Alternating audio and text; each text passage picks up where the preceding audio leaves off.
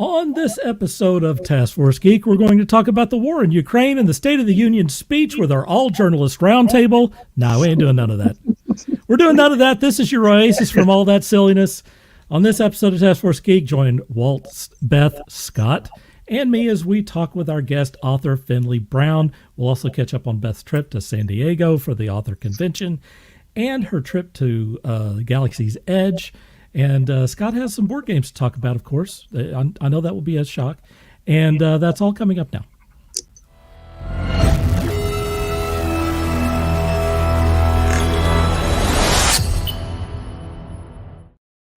Welcome to Task Force Geek. My name is Dirk Hooper, and today I am joined by Walt. How you doing, everyone? He just got back from work. He has the longest commute of any person on the planet.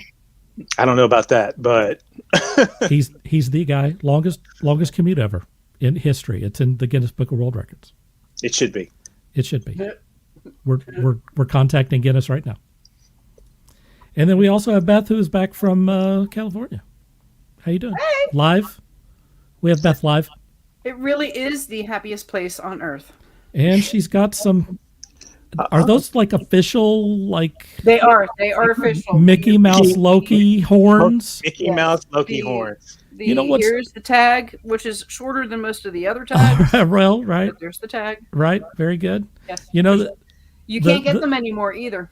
real they're like limited edition. They're What limited do you edition. mean? You know, the thing that's cool about Loki horns is that like that's the thing where you can literally, like, anyone on the planet can be Loki. Your pets can be Loki. Everyone can role play Loki Everyone can now because you just have the horns. The word is all inclusive. Be careful It's- wearing your Loki horns, though, at the Adventure Campus in Disneyland, because if Natasha Romanoff sees you with them on, she will give you crap. I might like that. Black Widow gave Miriam crap about her Loki years because I was wearing the cap. I might like her attention. You know what? I might agree with you there because I can just see she's chewing me out and I'm just going. Yeah, pretty much. And our guest tonight is author Finley Brown. Welcome. Look, I have my own Loki horn. See, that's all you need. You're automatically Loki. Automatically. Just like that. Halo held it by the horns. I really do have horns, though. I had to cut them down a little tonight. That's good. You're going to fit in just fine here, Finley. Scott is not here yet, but he'll join us in the second hour. He's going to talk about games.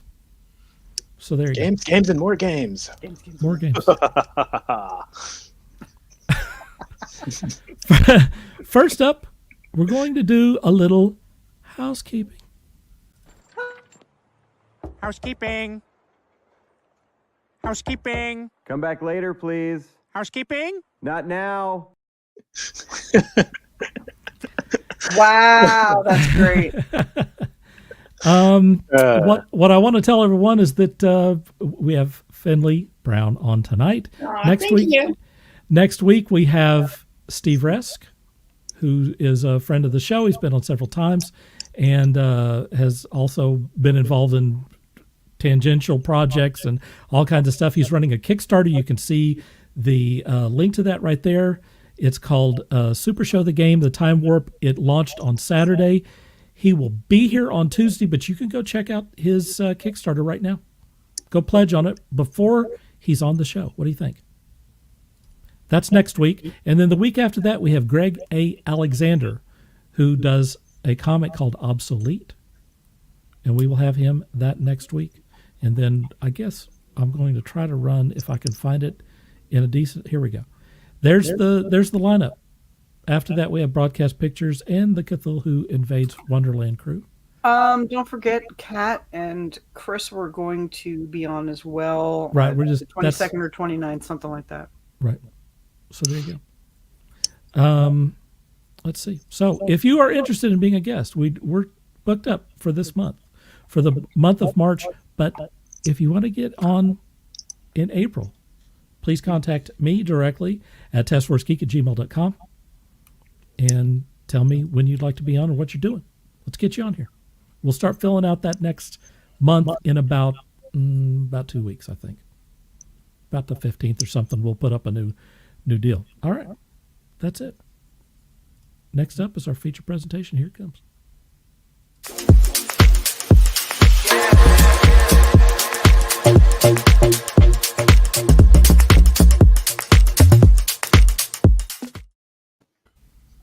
All right. Our guest tonight is Finley Brown. I need to get down to her. Where am I? What am I doing here? Finley Brown. I leave you alone for a week, and you fall apart on me. I know. That's the way it is. I was literally working on artwork right up till about 10 minutes before I started working on the show. It's been crazy. Finley Brown has spent the past decade reading and writing both historical and contemporary romance books. Her love of Scotland comes from her mother, who was born there. She has traveled extensively throughout the beautiful and mysterious country, learning the history and walking the same path as many of her characters. In her free time, when she is not researching or writing, she enjoys cooking, entertaining for friends and family, Wine. and drinking wine. That's in her bio. It's true. She says a great bottle of wine shared with a friend is one of life's true pleasures. That's so true. Me and my mom recently found that out over Christmas. Aw, I love that. Wine is good. Wine is awesome. So 2.5 Finley bottles Brown, worth of wine. 2.5 Finley bottles. We Brown, like welcome. wine. Welcome to the show. Thank you. Thank you for having me. Wait a minute. Here's the first person that's chiming in. Here we go, Beth. You've got a question. Did you bring me back a Mickey? Did you ask me to? Uh-oh.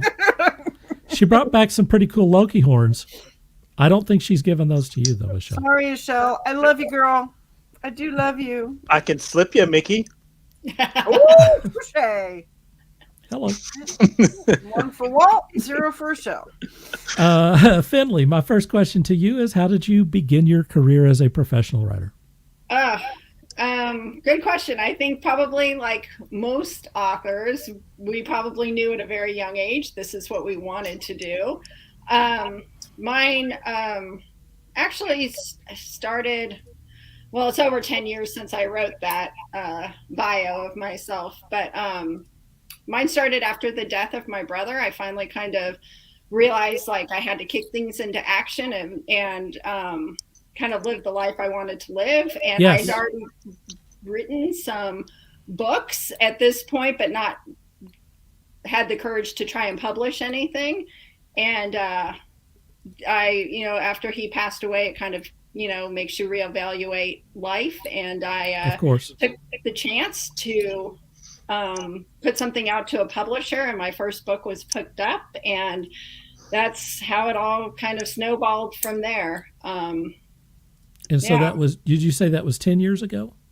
No, I started writing 10 years ago. It was 4 years ago that I kicked something out to a publisher and got picked up and published my first book.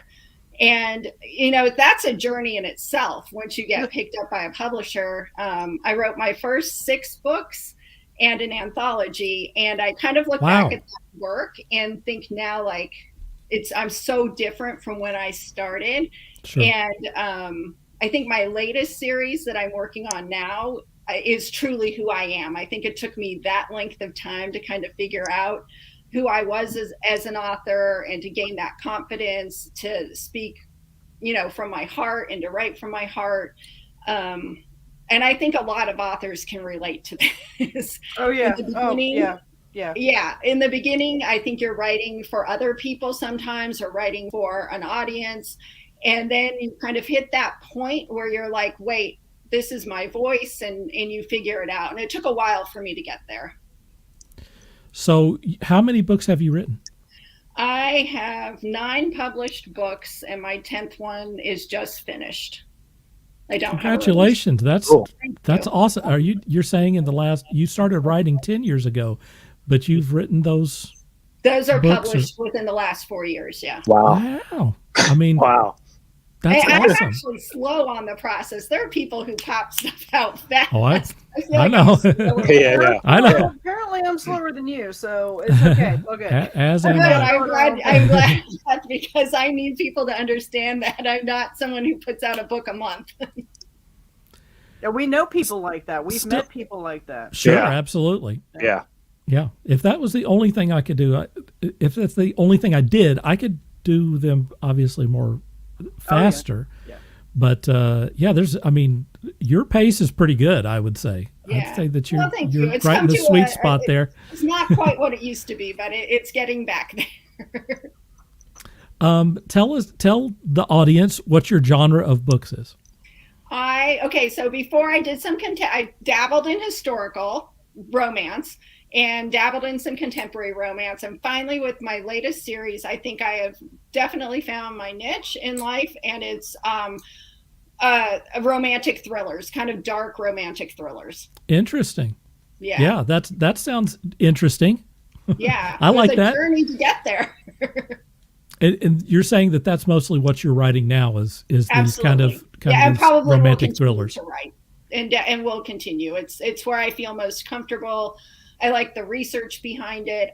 Most of my books take place in Scotland, and it's my mom is from Scotland. She grew up there and lived most of her life there before moving to the United States when she met my dad. So it's very near and dear to my heart. I have family still there. I've been there numerous times and visited and have spent, copious amounts of time there. And I just love that country. I love writing about it. There's just so much depth and historical depth. I suspect that people enjoy reading your books because it's like traveling over, overseas. I and hope so. Take That's a little the trip. deal. I hope I don't gyp people on the historical significance or the culture of it. I hope I portray that in my books. The historical significance in Scotland is really, if you're writing historical romance, it's very important. I have Scottish roots as well, and Scotland is still a bucket list place for me. I never did. I lived in England for a year and a half as a kid and never got up to Scotland. So, seeing the aspects, done right in a book is very important, especially for me. Yeah.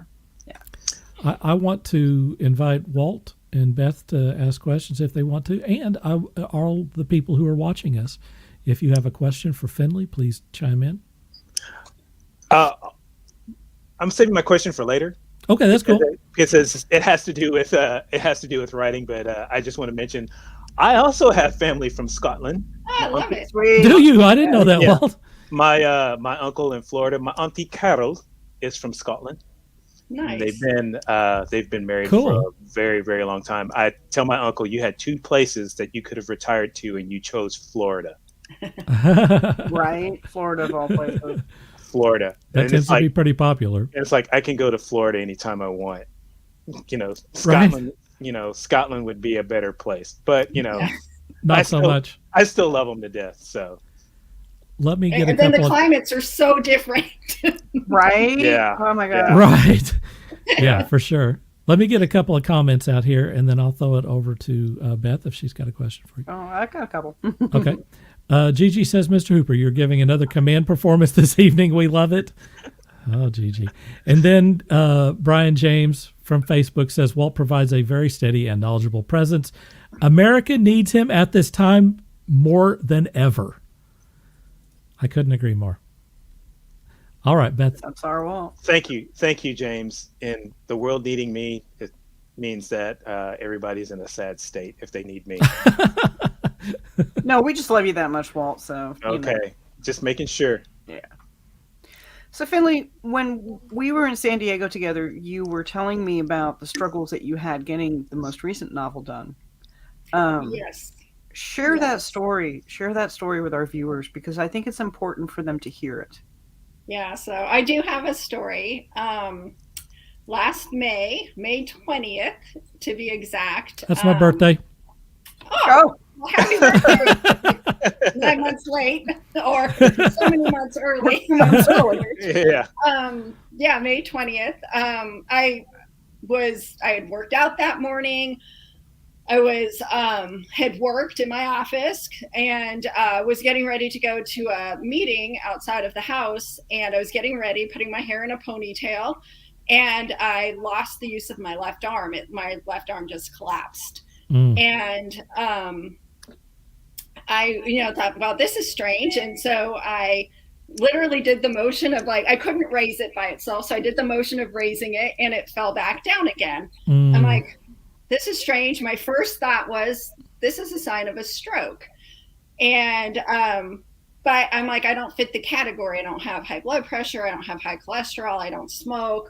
And my ego got in the way. And I was just like, no, I can't be having a stroke. I did feel slightly queer at the moment. So I sat down on the bed. I have a 20-year-old son who was living at our house at the time, and he kind of walked by. He's like, are you okay? And I'm like, yeah, I kind of feel like maybe I could have a headache coming on. I'm not sure. Maybe I'm dehydrated. And he got me a Gatorade and an Excedrin, and that helped. And I actually had convinced myself at this point, maybe I just pinched a nerve in my neck, and got in the car, drove to the meeting, went through this meeting, got home, still couldn't use my left arm. I could make a fist, but I couldn't raise or lower the left arm, and thought, God, this is so weird. And my husband came home and I told him about it. We went to bed that night, woke up in the morning. He had already gone to work. He leaves for work really early, and everything had declined massively overnight. And I got up, and I've lived in my house for 23 years, and now I'm running into walls. I had no spatial recognition of my body and space, and running into walls. I definitely knew something was drastically wrong. I was losing the ability to make executive decisions at this point. So the thought of I knew I needed to go to the ER. I knew I needed to seek medical help, but I couldn't verbalize it. So my husband called me to check in on me, and he's like, how are you? He's really worried. And I'm like, something, is definitely going on. He's like, you need to call the doctor. And in my mind, the correlation of I need to go to the ER and go to the doctor, I couldn't make those correlations. So I just got off the phone with him and sat there, because I'm like, if I call the doctor, they're going to tell me to go to the ER. But I couldn't verbalize to him, I need to go to the ER. I mean, I was losing that function so quickly to make those decisions. So I wrote on, I keep a journal when I obviously write, and I'm trying to get my last book out, the book that's my last book published. I'm sending it into my publisher this day, and I'm trying to get that. Oh, wow. Yeah. And I had to write in my journal, I need to go to the ER. So the next time my husband called, I said those words, I need to go to the ER. And he came home from work immediately, took me to the ER, and went through the triage. And I'm still I don't seem so off. I'm still kind of functioning, but I can't move my left arm. Physician's assistant came in and was, asking all these questions. Have you had any headaches lately? No, I haven't had any headaches, nothing massive. But anyways, I ended up doing a CT scan, and they were doing it with contrast and without contrast. So they do it without contrast first. And they never even got to the with contrast. They stopped the test, and I knew instantly something's wrong. They found something, and they wheel me back to my room. And I tell my husband, there's something, they found something, there's something wrong. And the head of the ER comes back in, the big wig doctor, and she says, you have a 2-inch blood clot in your brain. Oh, and your brain is hemorrhaging. So I had to bleed at this point. Wow. And we need to get you to a trauma hospital immediately. And I'm like, it's such a surreal moment. I'm sitting there going me? What? I was fine this morning. I woke up, I was completely fine. Or the morning before on the 20th, this is the 21st now, but I'm like, this can't be happening. And they pack me up in an ambulance, and they drive me downtown to a trauma hospital. And I get there, and they proceed to put me, once again, meeting the emergency room doctors and everything. And I end up having a grand mal seizure. And I stop breathing and my heart stops. Whoa. And at this point, I'm like code blue or red. I'm not sure which one they call it, but I'm not functioning or at all, dead. And they brought me back. And I stayed in kind of an hour of this really kind of critical situation of where I could go either way. And my husband at that point actually said goodbye to me if that's where I needed to go. Mm-hmm. And, you know, I pulled out of it. I woke up and I was in ICU. I spent 4 days in ICU. And, you know, what I ended up happening is it's called cerebral venous sinus thrombosis. So it's different than a stroke where you have like a plaque deposit that gathers in your brain. This was a blood clot, and there's 5 things that can cause it: cancer, an autoimmune disease, birth control pills, or a pre-existing genetic disorder for a coagulation problem. I tested negative for all 4 of those things, and the 5th thing is COVID-19. Oh. So I had a COVID stroke. One of the 39 and 1 million people that get it. That's what I ended up with. And I did have COVID earlier that year, or 2020 in the fall, but I was asymptomatic. But what we didn't know is it was kind of my God. head.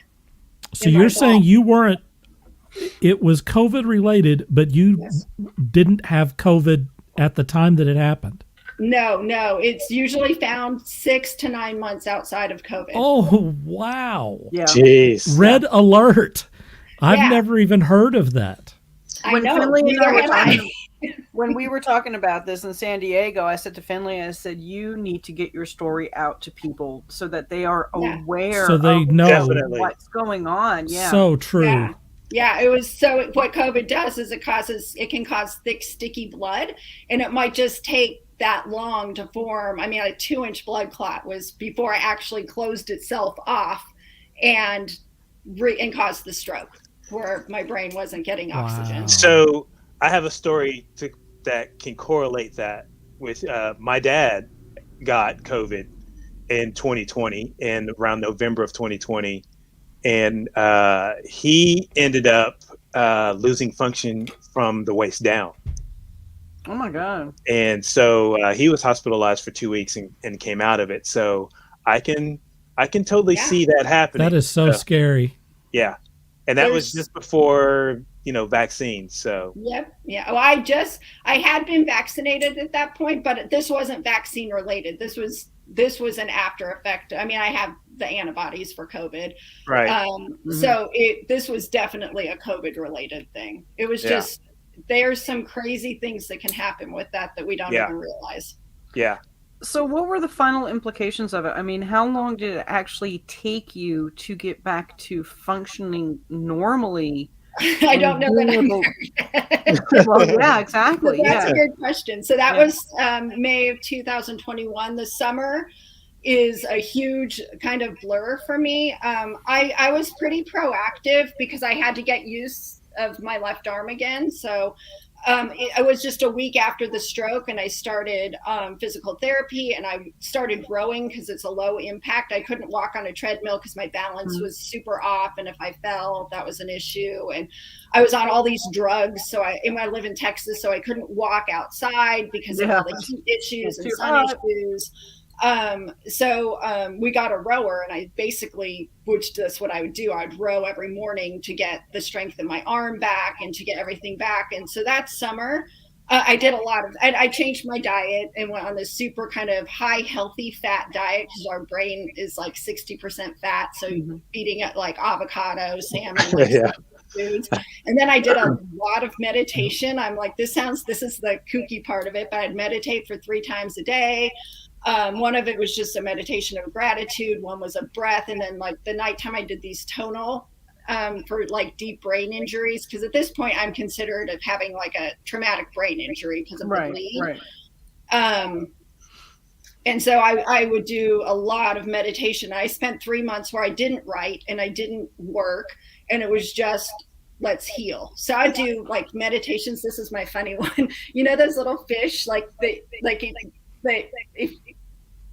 if you're getting a pedicure, like there's these little Oh, fish. yeah. Yeah, the little fish yeah. Yeah. So I'd Yeah. picture these little Oh. fish eating the blood clot, like just, praying. Like, I'd do whatever I go. could to like There you go. get rid of the blood clot. Yeah. That was the goal. And so the first 3 months were super hard. It tested a lot of friendships because I was very sound sensitive. So even being in my room, being in like my living room watching TV, if there was my family were having a conversation off to this side, I couldn't concentrate on which conversation to listen to.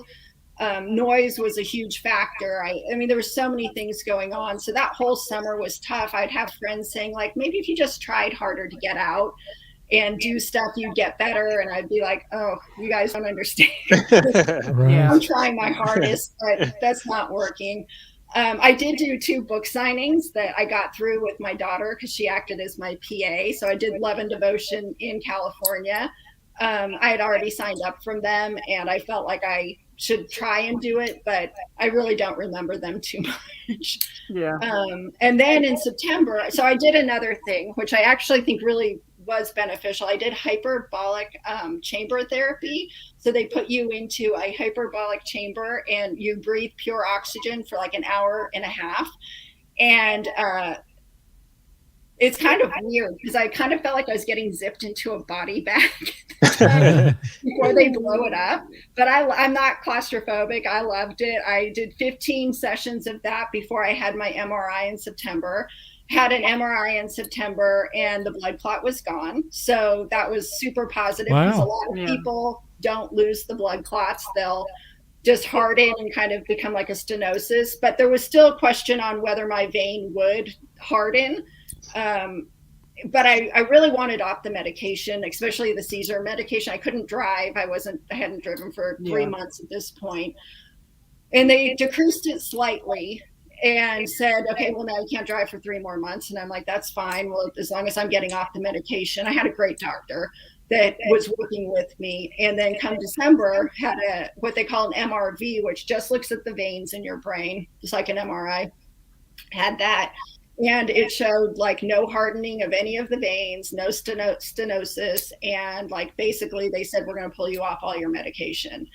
And I'm like, okay, this is great. So they pulled me off everything. I had one last test for an EEG to make sure I wouldn't have another seizure. And that was crazy because they hook like 26 electrodes up to your head and they provoke a seizure. So you get this strobe light going. Oh, wow. It's 5 minutes. Wow. So it's 10 seconds of strobe and 10 seconds off for 5 minutes. And it gets faster and faster. So by the end, it's like chaos in your brain. It's just like That's flashing. crazy. And the whole time I'm just like, please don't have a seizure. Please don't have a seizure. Please. I've never even heard of that. And I made it through it with no seizure. So I went a few more weeks and no medication. And I started to feel like myself again. I was just like a girl who I told everybody that girl's gone. I can't be that girl again. I started to feel like, wow, I'm coming back to myself. Like I feel like I can be like this girl's coming back. That's amazing. Yeah, I there's still some healing to do. I get really fatigued. So like writing wise, if we go back to writing, I can have like 2 really good, strong writing days. And that third day is going to be like I got to take a break. My brain's fatigued. I sleep still 10 hours a night. I mean, like who does that? People probably like kill to do that. Walt over there. In bed by 8. Walt over there again. I physically just need that still. My brain's still healing. So hopefully, things just continue to improve. Do you feel like you've lost any of your creativity or imagination after I'm worried about that. I think in the beginning, the drugs, because I was on a seizure drug that just really controls your brain almost to neutral. So it doesn't misfire. And I really worried for a while I wasn't going to have that creativity. Now, absolutely not. I mean, I'm totally there with the creativity. I think I get fatigued more with just like writing. People do writing sprints. I'm not really that type of writer. I'm not either. I can spend like an hour on one sentence. I've always been that way though. I just get fatigued a little bit more. Like I have to take more breaks while writing. And it's a mental fatigue, and it is. you know, It's and just anybody who does any sort of creative art, whether it's drawing or if you're a musician writing music, it's a very distinct type of fatigue that a lot of people don't understand if they're not, if they don't have that creativity factor in their life. Exactly. Yeah. Exactly. Finley, Otherwise, I think it's coming back. Good. I think, I mean, congratulations for going through this and recovering so well. I think it's really important that you tell that story for people, that are watching this. I mean, you definitely mentioned some stuff that I've never heard of before. Yeah. And even if you're just talking about, things with having a stroke, that also can be, beneficial for people to hear and to know, call 911. Don't let your ego take over. Take care. Yeah. Right. Let them sort it out. I mean, obviously you don't want to go to the doctor, but, time is of the essence. Trust me. And I'm so happy to share my story. I never thought I'd be this spokesperson. It's bizarre. Oh yeah. But this is my story, and whoever I can help or in any way, I would always want to get that out there. It definitely needs to get out there because, there are so many people who are like, basically just denying it all in general. Yeah. And, exactly. Like I said, my dad had it. And I mean, even like you were asymptomatic, but you still wound up having to deal with it, you know? Mm-hmm. There is a strange connection with COVID and heart problems, and I have heard that. Yeah. So that's people just need to be aware. And be careful. And, just having conversations with my dad when he had it, and I've seen him sick before and heard him sick before, and I'd never, ever, ever, ever heard him that bad before, and then not being able to walk. So these stories need to get out there. Yeah, my heart goes out to your dad, Walt, because I understand this so much, and I never thought I'd be that person who would understand. Right. My brother-in-law had COVID, and while he didn't suffer anything like what Walt's dad or you did, he wound up with pneumonia from it. That was how they actually diagnosed him with COVID. Was that he went in because he was, coughing up a lung with pneumonia, and they were like, "You have COVID," and here it is, almost a year later, and he's still having respiratory problems from it. So it's important that these stories get out, and and that people understand this is not something really to mess with. Yeah. And also that they understand that there is hope, and you can, come out of it too. Sure. I mean, this isn't a life sentence. Sure. You have to work hard, but there is ways to come out of it. Yeah. And I think it's just support groups. I mean, I found a support group online that was specifically for this type of stroke that really helped me, because you're just talking to people who are going exactly what you're going through. And that's what you need. You just need that support, knowing you're not the only one dealing with this right now. There's other people. Let me once again say to the people who are watching, if you have a question for Finley, then please leave us a comment. We have quite a few people watching right now, which is cool. Please give us a comment or ask a question. You mentioned a few things. You kind of touched around this. Let's talk a little bit about your process as a writer. Oh yeah. I'm a strange writer. Well, when I write, say I'm starting a new piece of work, I can usually figure out how it's starting and how it's going to end. And then the whole middle is just a mystery. Yep. Which so I love. You're a pantser. And I love research, because I feel like, research, the more I research, the more my story comes together. So I'm a huge researcher. I love history. I love art. I'm huge into the arts. I always bring that into my books. And that helps me. So it's I always, even though I feel like I can hit a point where I'm a standstill, the more research I do, it's easier for myself to get out of that point or find the next part of the story. I'm a very slow writer, methodical in the sense that some people just write stream of conscious and it's like all about like words on paper. I wrote 4,000 words today, 5,000 words today. That's not my approach. I'm very slow. And the fact that, like I said, I can spend an hour on a sentence. I've always been like that. I don't know how to change that. I wish I could, but that's not me. So I'm really not trying to be that person. Just write the way I write. And I love when I write myself into a wall where I'm just stuck for a day going like, where do I go? Because I love to make my character do like the worst possible thing. And you're like telling yourself, no, don't do that. Don't do that. Don't do it. And I'm like, no, I'm going to do it. And then you're like, and the whole story just goes like in so many places. So yeah, I'm not quite everybody's process. I have a little bit different of a process, but that's how I do it. How do you capture, you said you did research and you're obviously at the first and the end of it. Do you use a notebook or do you use a program? I use this journal. This is like my lifeline.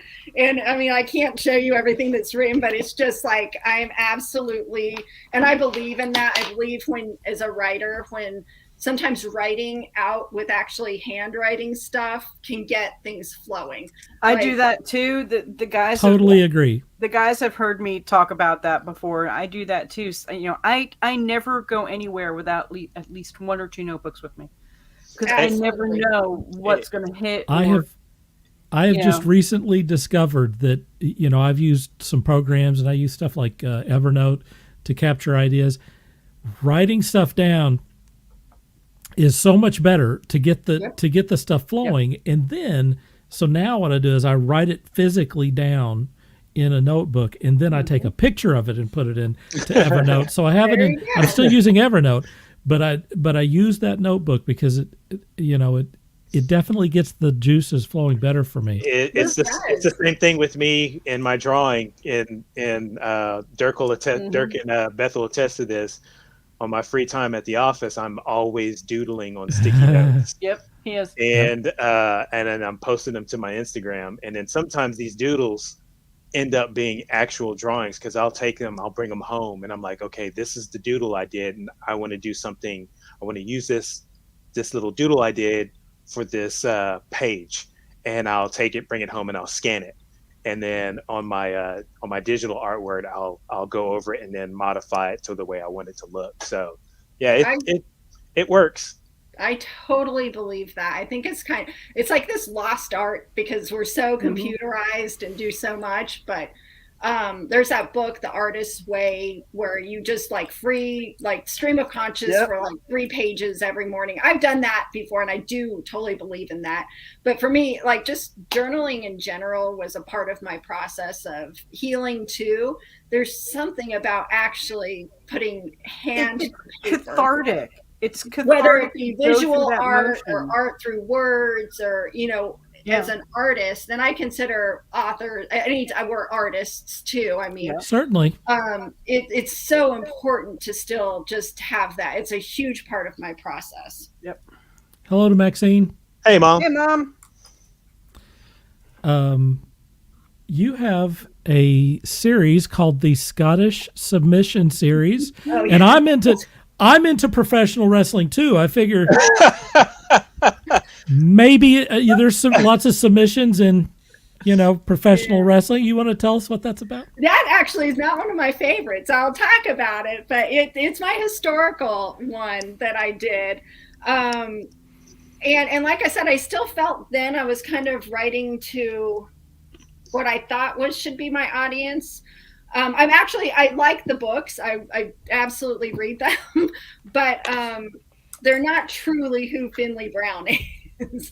And I think, like I said in the beginning, I think we have to go through that process before we find the confidence and find kind of who we are as authors. So that was one of my beginning works. So it's a little raw. There's rough places in it, definitely. And yeah, I don't have too much else to say on it. I do like, my books are sexy, so yes. Let's before we go on, let's talk about that. So what do you have in your books that are sexy? Oh, it's more what I find sexy is like the emotional dominance and submission that can come in. Yes, the physical, but I love the emotional, like that whole game that's played between two characters of I'll just say the I know what you're talking dominance and about. submission. I think it's that to me. So like I don't know what that is. Please explain it. Well, you can write a love scene, and it could be like very explicit. But what I like to do is just like what's going on in their brains at the time. Like, what's the emotions? Why? Why do they want to feel this way?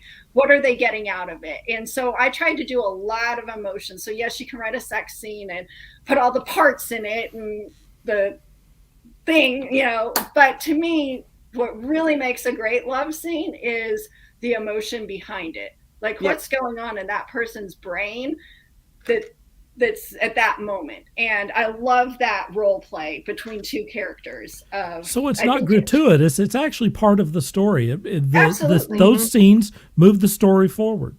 Oh, absolutely. Definitely move the story forward. And I think they're more exciting that way. If it's just bumping and grinding, everyone can read that. This is the difference between erotic romance and erotica. Okay, yes. what we write erotic romance where all of that comes together to forward the story. Exactly. As compared to just bumping and grinding. I mean, never write something that's not forwarding the story. Everything should, every sentence, every action should be always moving towards forwarding it. Yep. Else it's just gratuitous at that Would point. you say that dominance and submission is a line that has continued in your stories? Definitely. Okay, so that's still very much a part of yes, I think I've just made the girls a little more dominant. Oh, so okay, all right. He's interested. Well, no, I think I have. Like, I think that's where I like a very strong female character, but I also, at those tender moments, I want the guy to be like super strong too. And I think finding that balance, that's always what they're searching for, is this balance of how do we make this work? Whether it can be like, my two characters in the book I'm just finished, they're like not friends, they're kind of enemies, but obviously there's an attraction there, and she's super strong and so is he, but it's just like finding that balance of how you're going to make that work with that attraction. So you said that those books were kind of some of your earlier works, and that now that you're doing more kind of, you said dark thrillers, I noticed that you have like some spies and stuff in your novels. Is that kind of the sort of thing that you're talking about? Yeah, so I love this was my baby that was born well before the stroke, that I just love. So the Black Watch in Scotland in the 1700s would patrol the Highlands. They were not really good and not really bad. Like, depends what side you sat on with them. They were, that's the truth. True. And then they became part of the military. They actually were a military branch in Scotland. And then in 2006, they amalgamated into a different branch, and they disappeared. So the Black Watch ended, basically.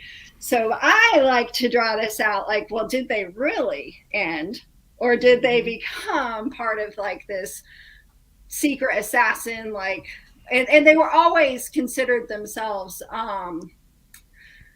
vigilantes, I would say. Even back in the 1700s, it was like I said, they kind of sat both good and bad depending on which side you thought they were on. So they're kind of vigilante assassins, and so we've changed it to the Watch instead of the Black Watch. So the series is called The Watch, and they take out those bad guys that the law can't take out, basically, those ones that slip through the cracks. And so I have two books out. The first one's called Stripped, and the second one's called Found. And so I've just finished the third one, which will be called Deceived. And the first two, there's the initial bad guy, but there's kind of this subplot bad guy that continues all the way through, and they are dark. I can go pretty dark in places. They're cringy. I've had people say that in reviews. I've had great reviews. They're like, wow, this sat on the edge of like pushing you up to that edge. Yeah. And this is where I feel like I found my voice. Nice. I love it. I've talked to Beth about kind of, if I'm writing a story, do I put, sex scenes in it or something like that? Is it okay? I mean, I don't read enough broadly that I really know kind of what's out there and what's accepted. Yeah. How do you kind of, and I think in some ways, since you're writing romance novels, that maybe you have perhaps the opposite situation where if you have a romance and stuff in there, everyone's like, this is exactly what I came here for. But if you put something dark in there, maybe that's something that you worry about. How do you kind of balance that out? And what are your thoughts about that? Yeah. I for the first book, Stripped, I did take that risk, and it's about a ballet dancer whose grandfather is actually not a really cool guy either, who meets up with this other she gets caught in the middle of just the chaos of two bad guys, and she's kind of gaslighted. It's more of a someone who's gotten into her brain mentally on her dancing and like what could transcend her to that next level. And so now she kind of feels reliant on this guy, this really bad guy, to make her feel like she could dance better. There were scenes that I did question, not even the sex scenes. Like, I'm not even questioning those scenes because I'm really tame compared to when some people write. I know, like, I've read what's out there, and I don't ever question my sex scenes. If anything, I question like, maybe I just don't want to make them the same every single time, Right. Which can be a challenge. Like, you're just like, okay, what could I throw in here so I'm not writing the same sex scene every single time I write a sex scene? Right. Like I said, for me, that's a lot more of the mentally what's going on. I try and pick up on that. But I had some, what this guy kind of mentally does to her is dark. And I kind of took it was a 5-star review, and it came out, and the person said, I've never read a book like this by this publisher. It was so different. And I was like, wow, that was totally. That's awesome. I don't want to be like everybody else. I want to be mold and write something that is really different and pushes you somewhere different. So yeah, I've had great reviews on it, and there's a market for what I write. It's, people will search that out, and I just know I can write that well versus trying to write. There's so many genres in romance. It's crazy. Oh, yeah. It's insane. And Beth I think did a video on it. In the beginning, like hit this person, hit this mode at the beginning. And it was kind of like, no, this is what I like, the dark kind of thriller, keep you on the edge of your seat at the end of every chapter with a twist or a turn. You don't know where it's going to go. I like that. Let me ask you about, we talked about it a little bit before we got started. What is it like managing social media? I think a lot of people who are creative people and particularly like Walt and I can share images because we're artists. So it makes it very easy to go, hey, here's an image. I just drew this. What do you think? Yeah. That's kind of easy. If you're an author, you don't have that kind of jazzy, and image drawn thing that you get, the push. So how do you feel about, being an author and trying to get some attention on you and your work? That's a struggle for me, just because, like I said, I'm like definitely more introverted in my day to day. I mean, obviously I'm like the introvert extrovert. I love people. I mean, Beth and I had the best time in San Diego. Oh yeah, we did. She would describe me as an introvert that night. Ambivert. That was the word I used because I'm the same way. We can turn on. I am as well. But I'm the same way. As we're done, leave us alone for like 3 weeks. I'm very introverted. Yes. Like I like to tell people, I hate people present company excluded. Yep. Right. Yeah. That's exactly how I feel. So like I'm really good. Like I mean, like I'm totally fine being in my house by myself, writing, like I said, with my imaginary friends all day long, creating. The social media is really tough for me. I mean, I see like some people are so great about sharing their daily lives with people and putting stuff out on Facebook. That wasn't a very good platform for me. It's still not I'm not that person. I think I found my best kind of platform with Instagram, because I could just I could create a picture and put it out there. And I like the whole idea that my whole feed should be congruent and a beautiful kind of, if you looked at it as the entire feed, it would be beautiful. Mm-hmm. And it was definitely more artistic to me. So I felt like I could lean into Instagram a little bit more. Yeah.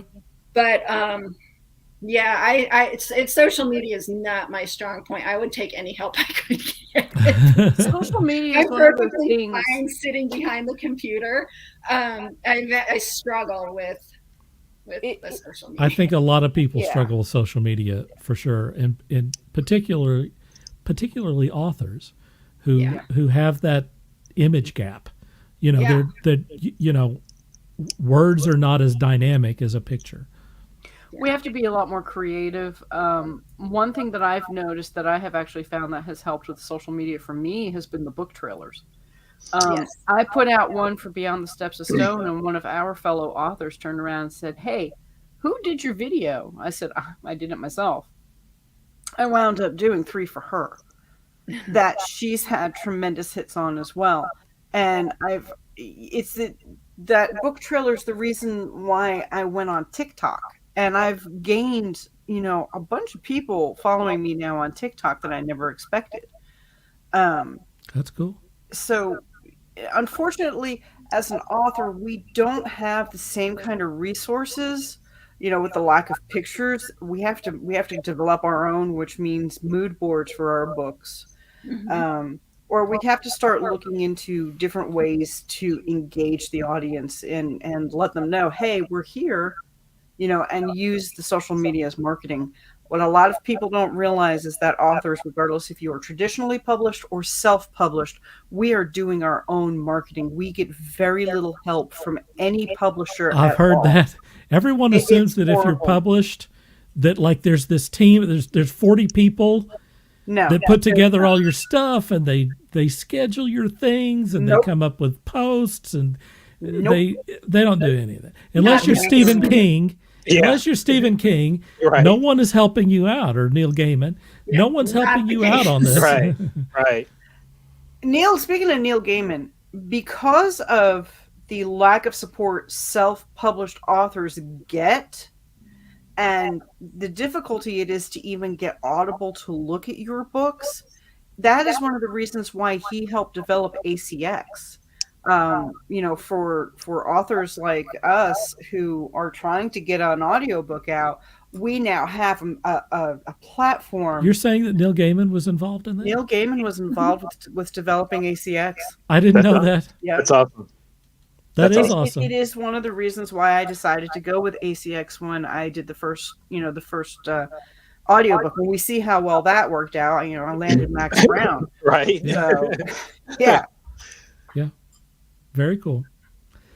And Finley, I would be more than happy to sit down and give you tips. I'd love it. I'll take any tip. Yeah, show you what I've been doing with my social media. Just so that you're getting out there and engaging all the time. I would. Beth has really leveled up her social media. Yeah. Here in the last, 2-3 months. For sure. Last month was a disaster. I mean, I hardly had anything out last month, but I'm back on it. I got snowed in, snowed out of Texas, actually. Got ice out of Texas.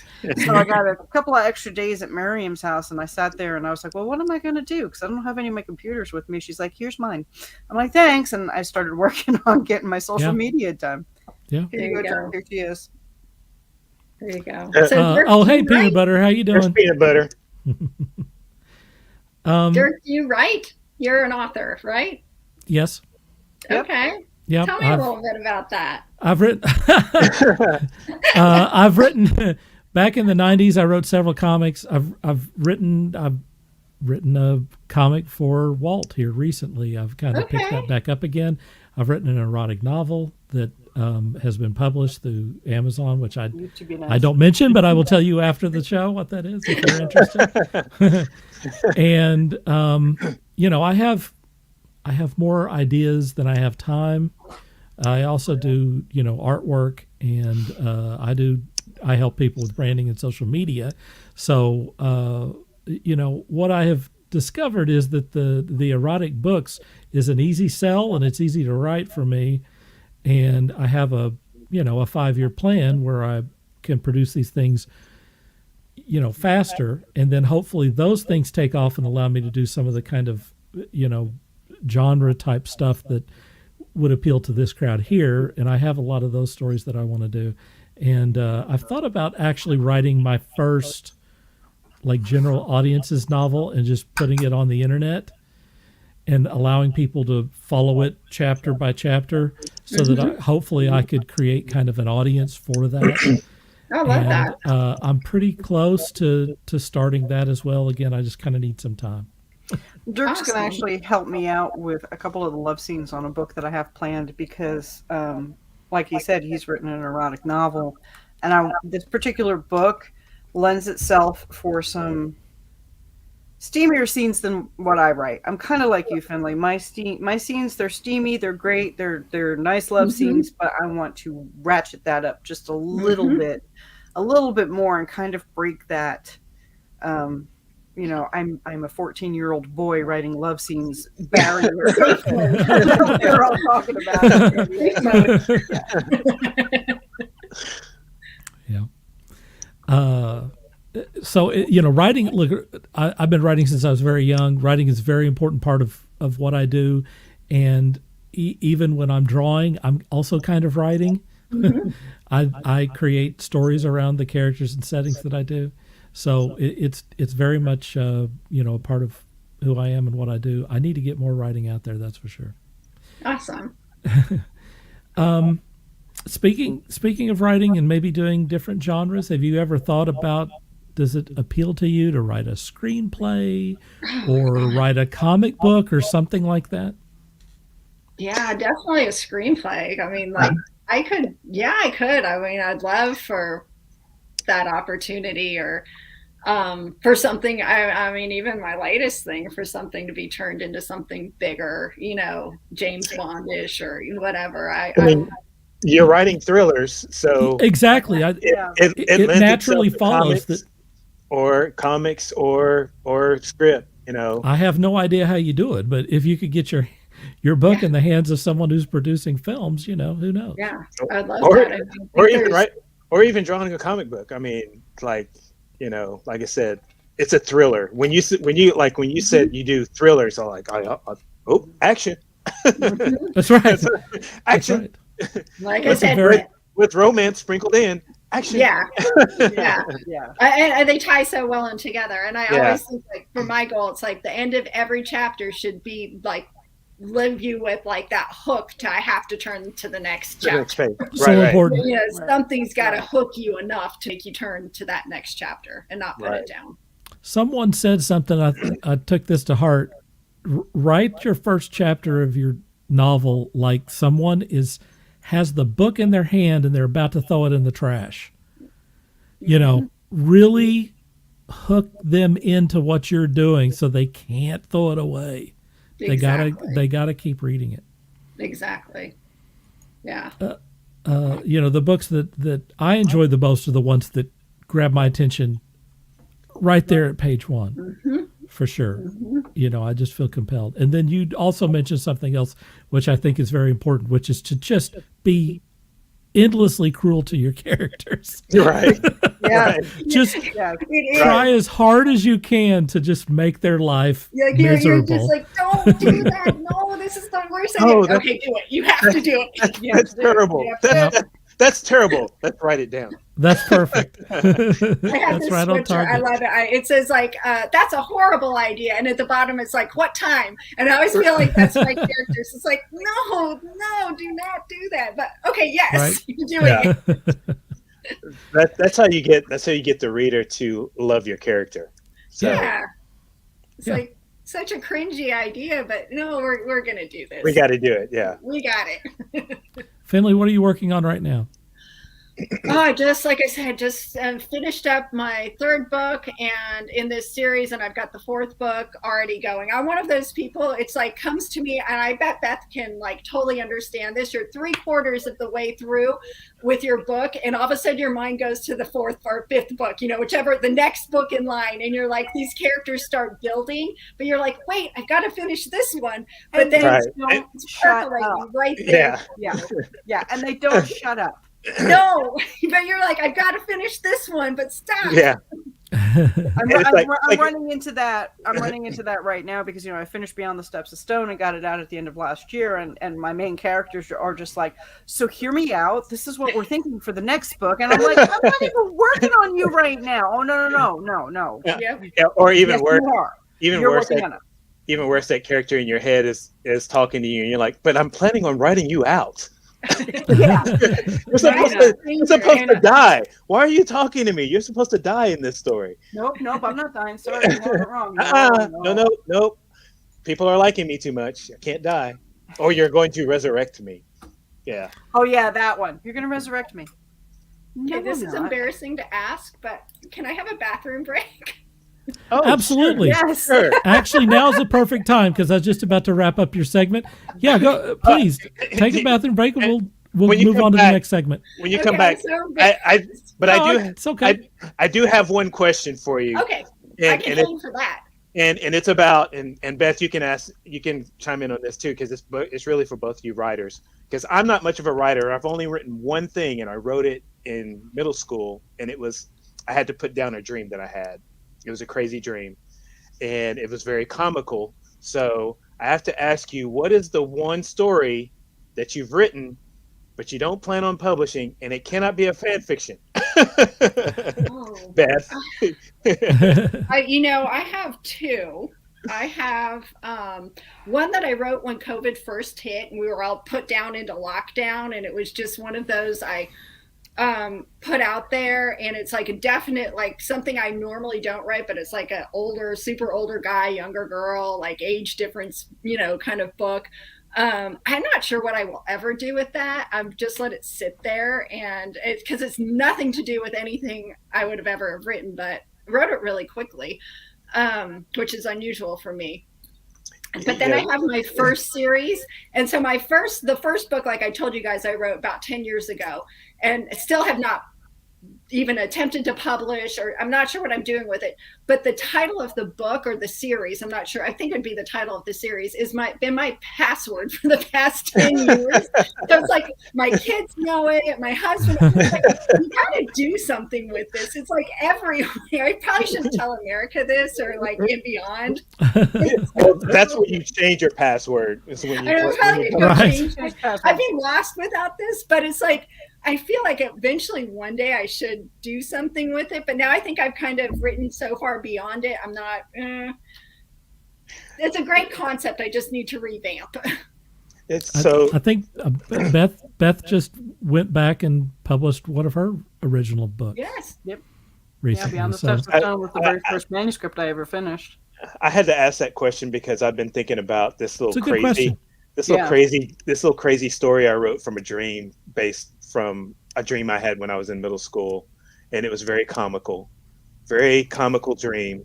And I think Twister, the movie Twister, beat me before I had a chance to even think about publishing this because it was about a tornado, and I titled the story "The Tornado." Mm-hmm. And it was all I can say. It was very comical. All my friends got swept up by a tornado. The neighborhood got swept up by a tornado, but we all survived. But it was funny anyway. It's somewhere. My mom has this somewhere in an old Webster Middle School spiral notebook somewhere at the house in Oklahoma City. So I've been thinking about bringing it out and then fleshing it out, revisit it, and do a little crazy comic strip. So. Because I think those first seeds that plant any type of love or desire in us, we should never discredit. It might not be the time right now, but there'll be a time for it. You should pull it back out. I should pull it out and revisit it and see see what little crazy thing I can do with My it. So. my buddy Sean, who's a contributor to the show, has this great idea for a like a series, like a story or a comic or something like that. I won't spoil it for him, but he's got this great idea. He wants to hand it off to someone because he don't want to do it. But it's a pretty good one. He's been talking about it. It's pretty catchy. I probably have a couple somewhere buried in my archives, Walt, that will never see the light of day. Yeah, I mean, you only have so much time. That's all I want to know. If there's some. like the craziest story you've ever written that it's still dear to your heart, but you would never publish it, and that you'd like let a handful of people read it or whatever. And I just wanted to say that one's mine because that's the only writing attempt I ever have made. And every once in a while, when I find it, I go back and read it and like I'll laugh at it. And I was like, I should probably flesh if it's this funny, out. it's funny, yeah. Mm-hmm. And it would make a good kids book, I would say. Finley, I'm going to take you off the deal here. Thank And you. then when you come back, I'm going to put you back up on here. Okay. Perfect. Thank you so much. All right. You're welcome. All right. We'll see you again in a moment. And we're going to go on to our next section. Here it comes.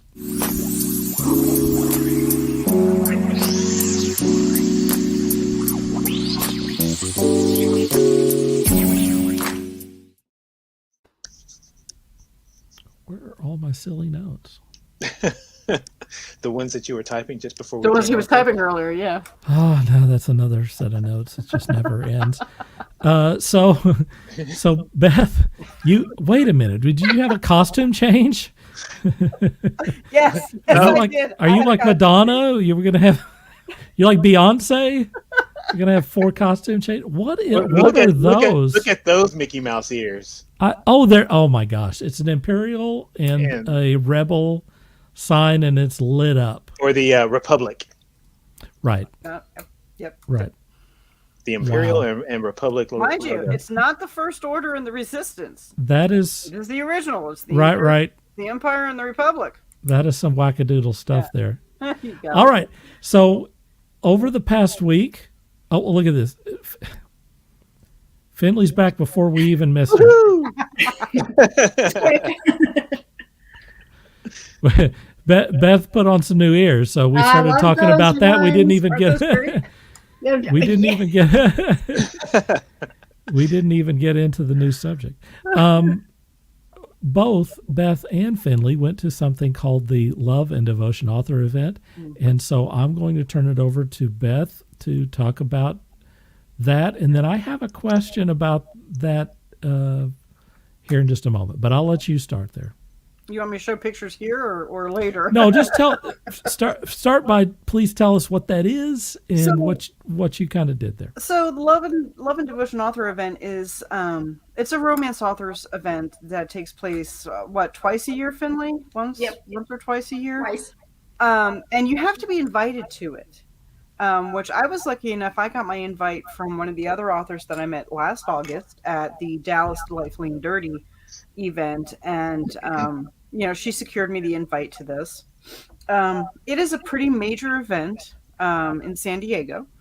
It's a one-day event. We had VIP tickets, which were completely sold out, general admission tickets, and basically it's 4 hours of people coming in and talking to us crazy romance writers, and also there were some games, there were some cover models, people were able to talk with them. It was not only a great event for readers of romance novels to come in and meet authors and find the next read that they want, but it was also a really good networking event as well. I actually left that event with the request to co-author a book. Cool. And 2 website contracts. Wow. In addition to selling a bunch of books. That is awesome. Yeah. That's cool. Yeah. It was a lot of fun. We had an absolute blast. So I'm going to kind of throw this out to both of you here on this, since you two met each other during this thing, correct? Mm-hmm. Yep. Do they have any panels or something where you would go and talk to a room full of people, or was it all kind of an individual one-on-one type thing? It was all individual one-on-one. Yeah, this was straight up, people coming in, meeting the authors, meeting the cover models and everything. Now, I am doing an author event in May, it's the same one that I did last year, but this year they've expanded it out to a 2-day event, and there are panels for this one, and I'm actually teaching a class on writing a character. Yeah, that's what I'm thinking is whether they have stuff like that. Which one is that, Beth? Lone Star Book Festival. There's still tables available. I will send you the information because you're close to it. Yeah, thank you. Mm-hmm. Okay, so here's my question. I was going to save this till later, but I'm going to do it now. What is the deal with the cover models? Because I don't see this in any. I mean, like science fiction convention. No, I get it. I get it. I'm not. You just want them to explain it. The cover models go back to the days of the bodice ripper covers with Fabio on every single one of them. Fabio. While a lot of traditional publishers have moved away from the bodice ripper covers, face it, guys. It's a romance novel. It sells. Women still want to see half-naked men on the cover of the romance novel they're about to read. And it's interesting to me that it's not. They don't want to see. Like, for example, I could paint the perfect person. I could create someone that is whatever, absolutely flawless and sexy and whatever. But typically, I mean, there are definitely some that are painted, but it seems like to me that they are now predominantly photos. Yes. Right? Yeah. Yes, though sometimes I feel like we're trending back to the painted covers. More in your comedy romance. Like if it's a comedy romance or a very lighthearted romance, I feel like we're trending back that way. But even those are based on real people, which I think is interesting. Yeah. This is a funny story because I was totally new author, with my publisher, and they give you, this sheet you can fill out for how you kind of envision your cover, and mine was like so complicated. I want like this. Mine was for my historical romance. I wanted like this castle and then like this wolf and something else and And my the graphic design artist who comes in to do the cover got back to me. She's like, "No, you just really want a half-naked man."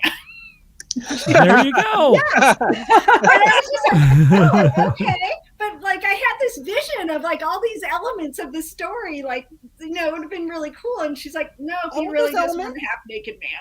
And all I'm like, those elements with the half-naked man smack dab in the middle. So. I mean, let's be honest. It's not even really. Okay. It's not even really like possible or doable for you to not have that, right? Yeah. Though my new series, they all have suits on, and I've added the girl into the picture. Like now it's a couple. I'm not sure if my sales go down because of that, but I'm more comfortable with that with the thriller part of my story. That's what I'm kind of asking is, I mean, is it absolutely vital?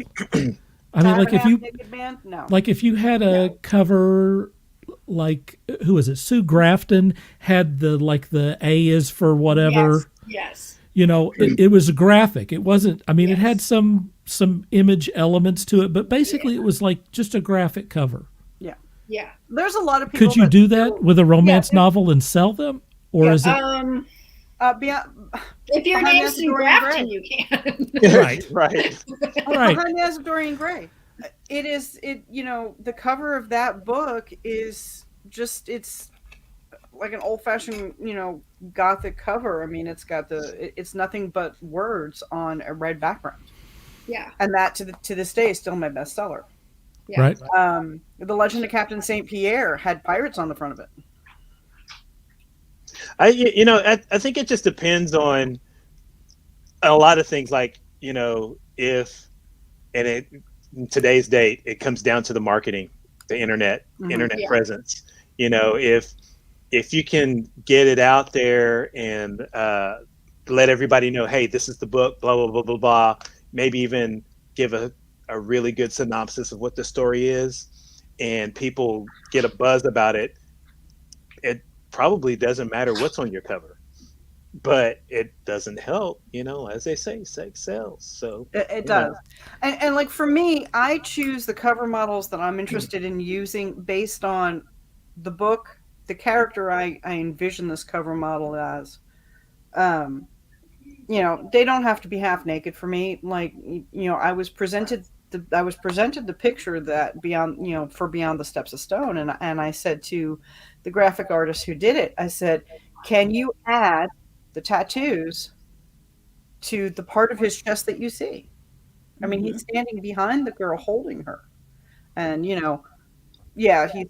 half naked still, but there's less nakedness you see in that cover. And I had her add the tattoo and so that pulled it together.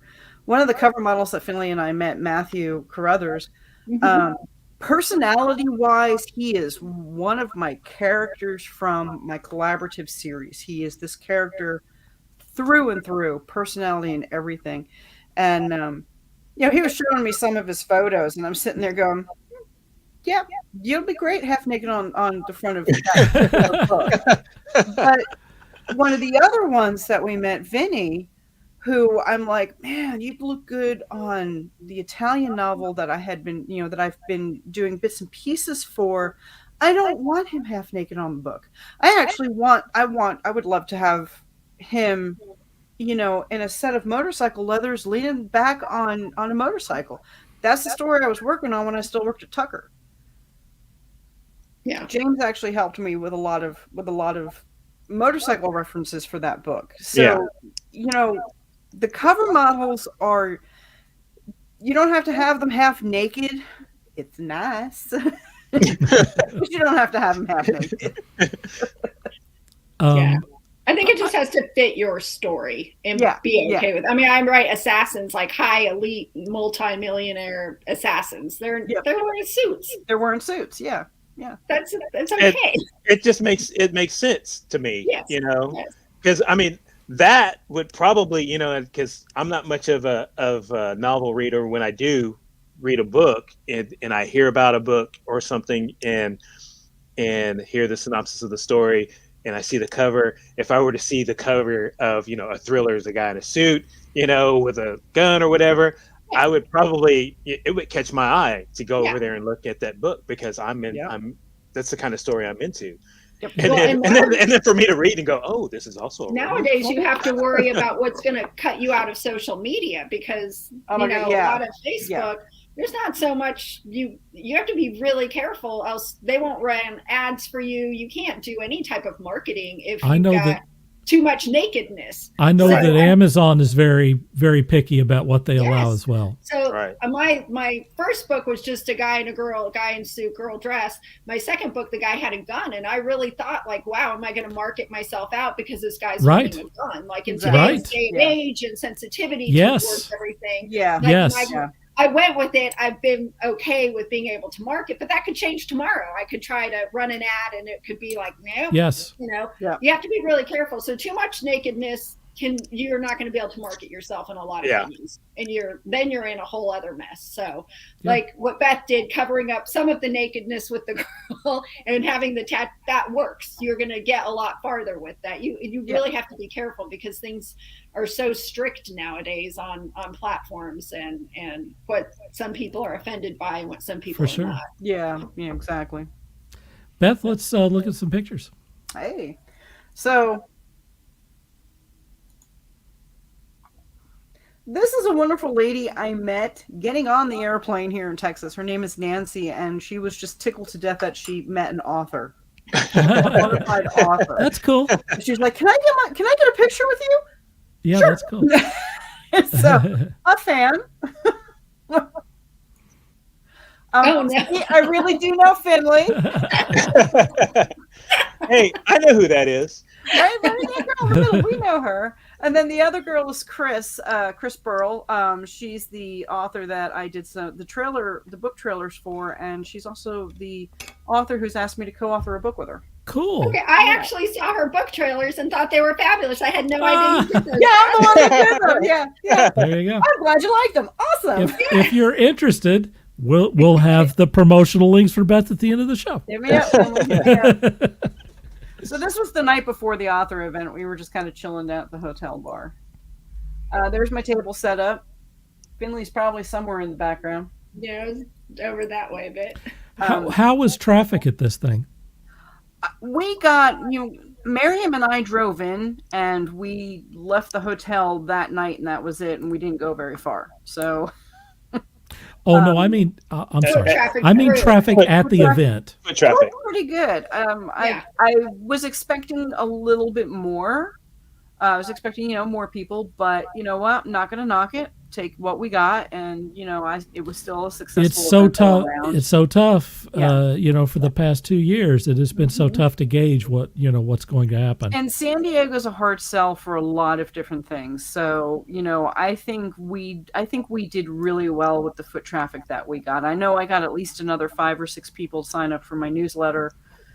So I'm not going to knock it. I think we did pretty good. Cool. There's Vinny. That's one of the cover models. And hey, the chick and the peach. And there's Matthew. there's the troublemaker who embodies one of my characters. Both of them real sweet guys. They did a raffle for the t-shirts off their backs. I imagine literally off their backs. Literally off their I backs. imagine that having those guys there is a huge draw for people who are romance readers. It is. It's just the same as at a convention. If you can get some, one of these cosplay people to wear one of your outfits, it's a great draw. Yeah. And to have your book signed by the author and the cover model. Yeah, that's pretty cool. Yeah. That's awesome. What was really cool for me was I had my co-author on St. Pierre was actually my PA, my best friend Miriam. So it's nice to know that there are a couple of copies of The Legend of Captain St. Pierre floating around out there that actually have both our signatures on them now. That's cool. Yeah. Mm-hmm. So this was the view from the 12th floor of the hotel we stayed in. I'm not sure if I think this is the USS Nimitz.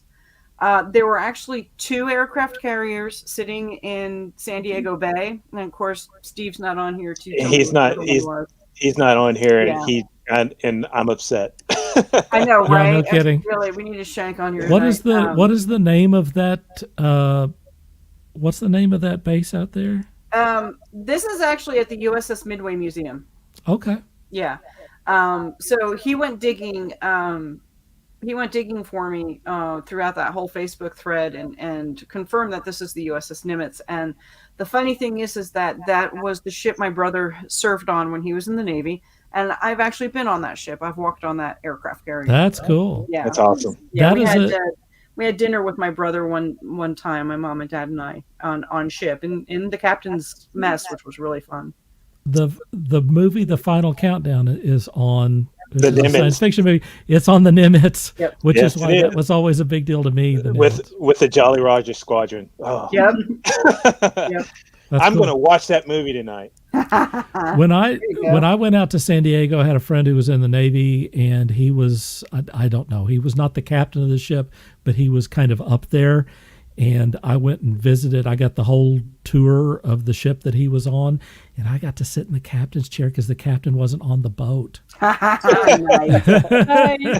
My dad's actually it was a naval captain. He's retired now, 87. But yeah, he was the captain of the Madison and the Hooper. Nice. Oh, sweet. Sweet. That's cool. So this is the day after the convention. As you can see, I'm wearing Captain America ears. I'll give you one guess where I am. No idea. Gotta be Disneyland. No idea, no clue. This is at one of the major shops on the Avengers campus in Disney. We went to the Avengers campus on Sunday. Nice. And hey, Iron Man, come on. It's full size replica armor, which was pretty awesome. That is cool. And that night, I love that picture. There's a new diamond. There's a new diamond in town. That's a good one. Yeah, we had so much fun with those.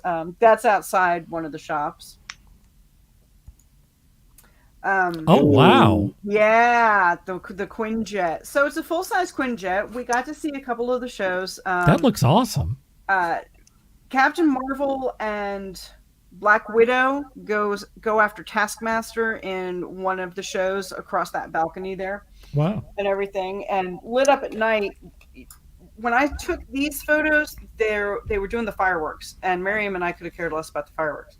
So we're walking around Avengers Campus because it's no longer, mobbed, and I'm shooting pictures left and right, which is how I got this picture. Oh, nice. Nice. That's cool. The characters come out at Disney, but they are behind a chain still because of COVID, and you have to wait in line to meet them. So I didn't get to meet Iron Man, but I got a picture of Iron Man. But as we were wandering around and I'm snapping photos, I turn around and I see this line forming, and I see the flash of the A, and I start walking that way. And Marian's like, "Where are you going?" I'm like, "Cap." That's all I had to say. She was right on my heels. And we got to actually talk with Captain America. Cool. That was like the highlight of the night. Chatty Captain America. I showed him my tattoo. His outfit is great. Oh, his outfit was dead on. He looks at my tattoo and he goes, "Wait, what? That's me and Bucky." And I said, "Yes, it is." And he's like, "Wow." He's like, and he looks at Miriam and he goes, "So are you guys best friends?" And Miriam was like, "Yeah, we're best friends. We're as close as sisters." And he's like, "Wow." He goes, so you guys are with each other to the end of the line?" And we're like, "Yeah, we are." And he's like, I'm gonna have to tell Bucky when I get back tonight that I met some people that are friends like we are, and that that you guys are there for each other until the end of the line. Of course, I'm just like soaking this in and totally fangirling at that point. That's funny. So he was great. That's Great exactly what Captain America would say. Yeah. He was a great Captain America. So this was the last day at Disney. This is at sigh. That's this Poe's is ship, at right? Star Wars Galaxy's Edge. Yep. When you walk around the turn into this section of Disneyland, this is the first thing you see. Full-size X-Wing. That's cool. At that How point, close can you get to that? You cannot walk up to it all the way up to it. Probably you can see the rails for the stairs there. That is about as close as you can get. And those rails are actually for anyone that's doing any sort of performance right there. Right. Okay, but this is the first thing you see when you walk into Galaxy's Edge. That's cool. At that point, I was like, total fangirl. I turned into that 7-year-old that I was when Star Wars came out. Because seeing these things in real life, seeing them in full size, it's just amazing. This is part of the bazaar. That's huge. The attention to detail, okay, in all of the buildings and all of the structures. The bathroom in this section is even Star Wars-esque. Where the water is to wash your hands and everything. That's cool. That's amazing. That architecture there is amazing. Full-size, TIE fighter shuttle. Usually the stormtroopers are milling about here. We saw hiding our hair of a stormtrooper the entire time, which I was kind of really hoping one was going to give me crap for being there, but yeah. So all of these elements that they've put together are just amazing. Wow. Full-size transport shuttle. Mm-hmm. And we won't mention what's on the right side of the screen yet. Oh, we see it. Yeah, you see it. No, I'm not gonna talk about it yet. I see it. But as you can see, the buildings and everything are just the buildings look amazing. Yeah. Just the whole construction. I can't believe the scale of them. It's all full size.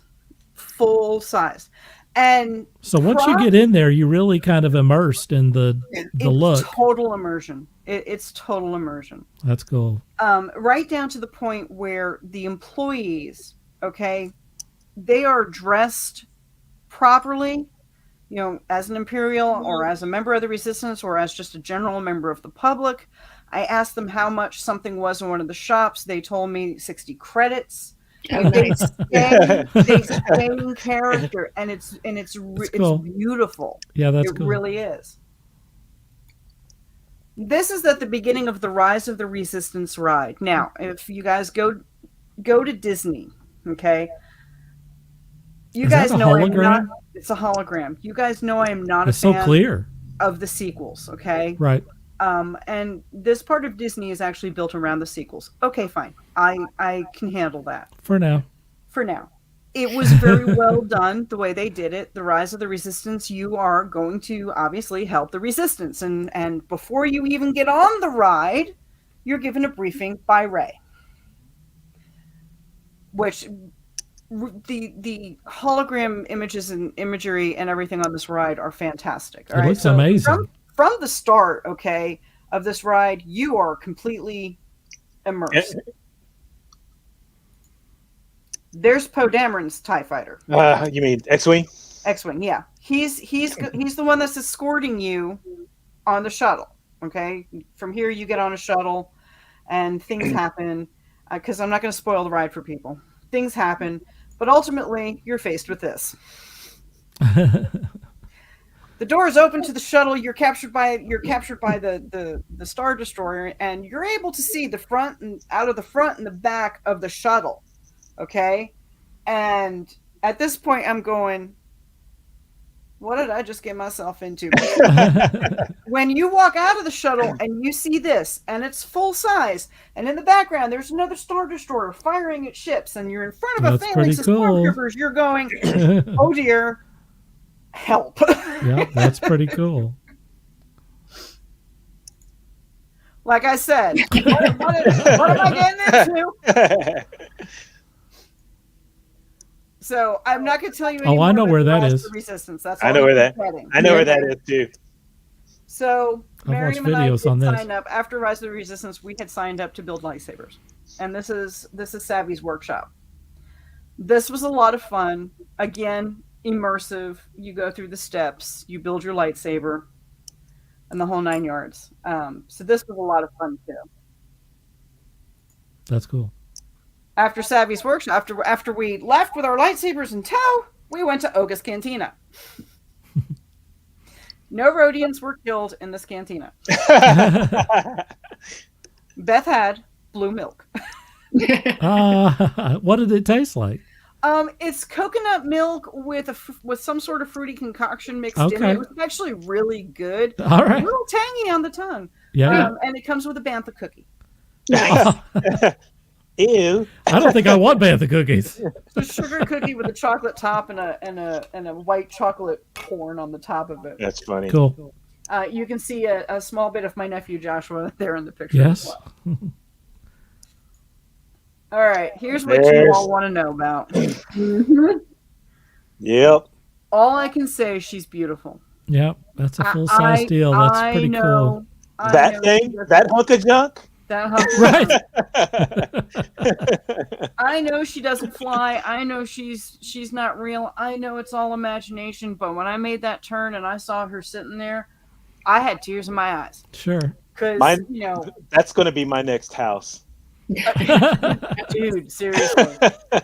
I walked around her taking in everything for 20 minutes. And I'll tell that story in a minute, Shell.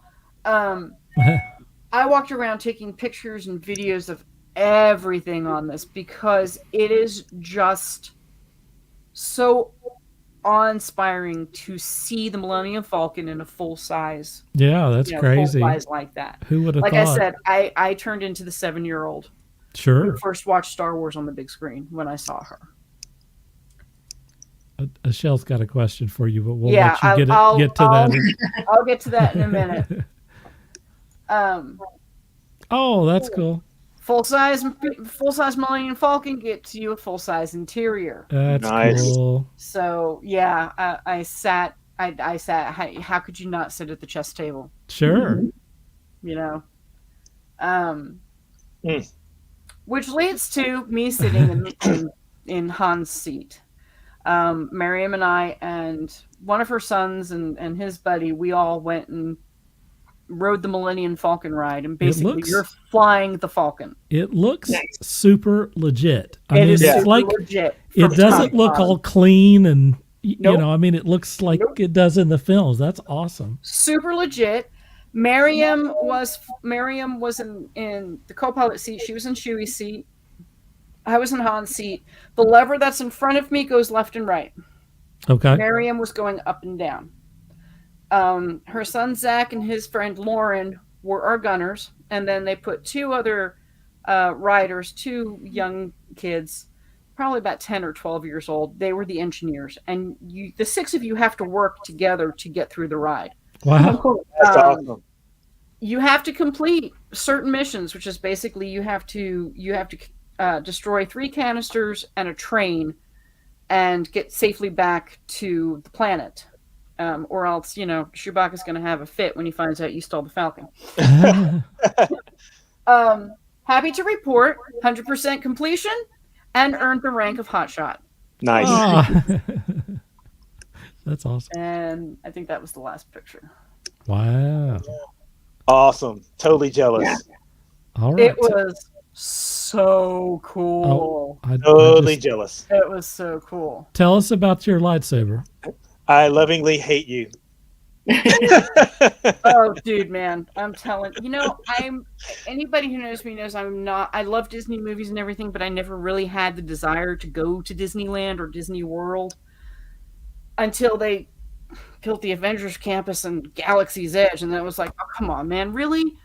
So, my nephew Zach set all of this up for us, and God, it was just, bucket list. Nice. When you go to build the lightsabers, you can choose from four different lightsabers. You can choose from the light, or you can choose power. You can choose elemental or guardian. And before you even go in, you have to make your choice, and you can see samples of them. Peanut butter's knocking stuff off my desk over here. You can see samples of them, and you're given a pin that you have to wear. Okay, which represents what you chose. I chose the elemental. So you go in, you get to choose your crystal color, red, blue, green, and purple.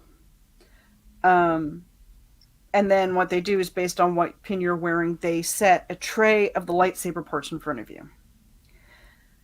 Now, I can show you the lightsaber. I cannot light it up. This goes back to what Michelle said. Flying home, the blades from my lightsaber and the lightsaber I bought for Dan would not fit in my checked luggage. 31-inch and a 36-inch blade.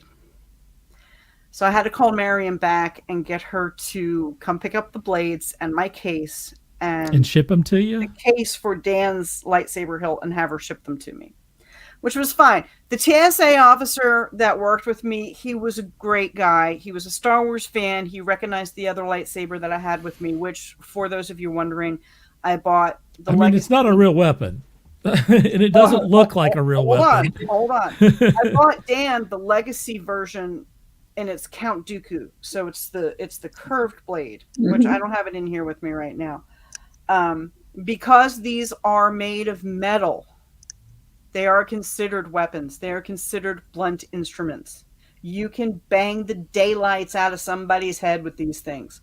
So the TSA agent, he walked me back to security. He said, look, he goes, can you check this carry-on, meaning my small purple carry-on? I said, yeah, I can.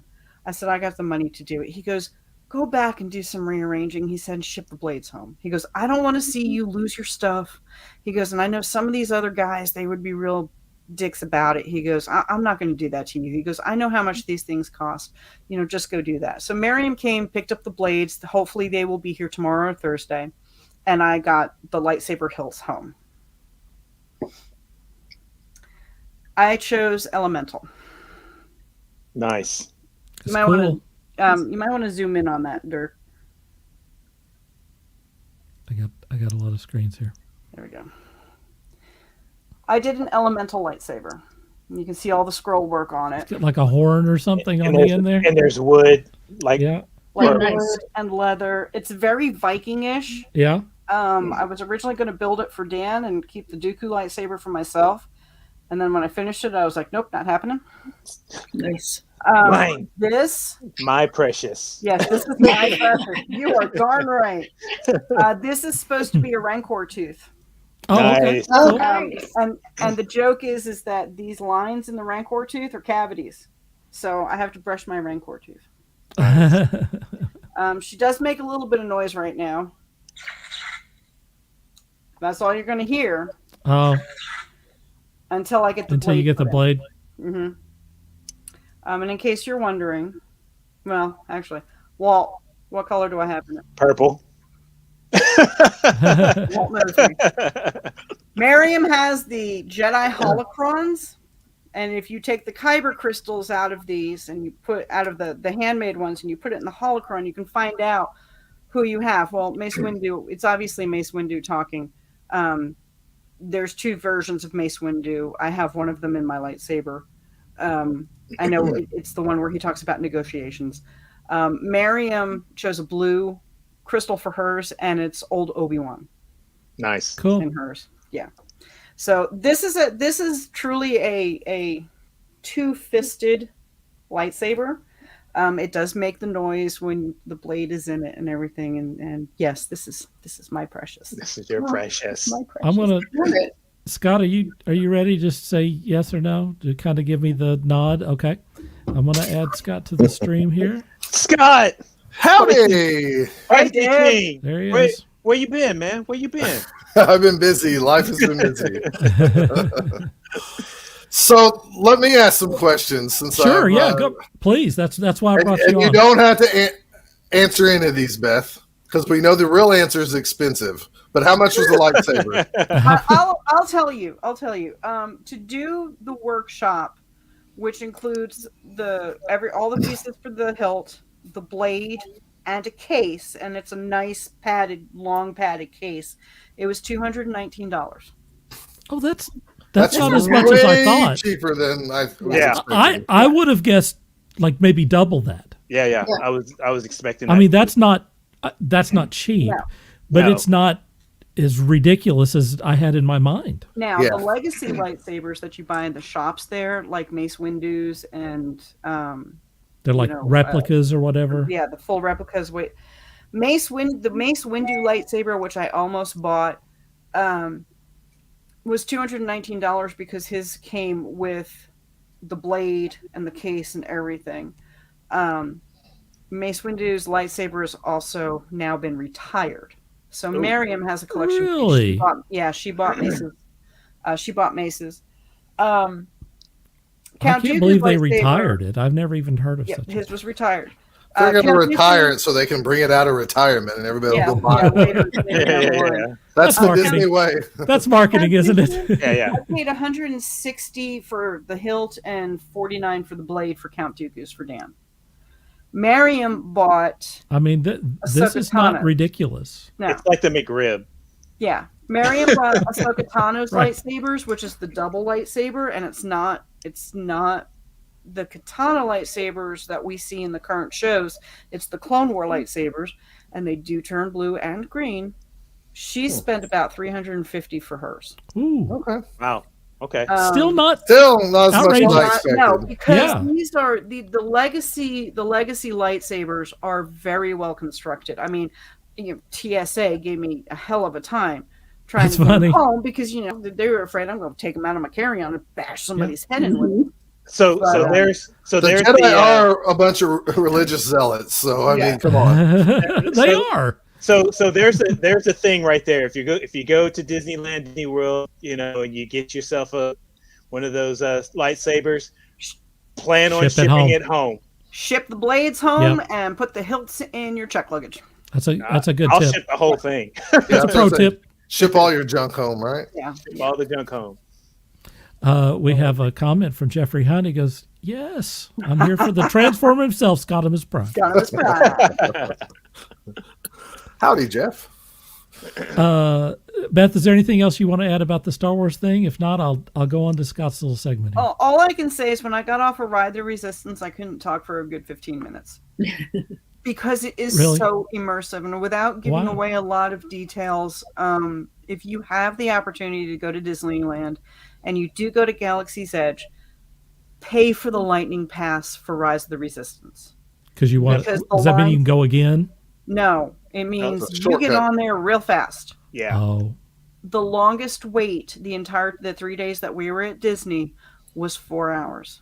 Ooh, those times have increased quite a bit. Pay the $30 and get the Lightning Pass. The ride is worth it, and you do not want to miss this ride. It really is immersive. And for me, I would rather.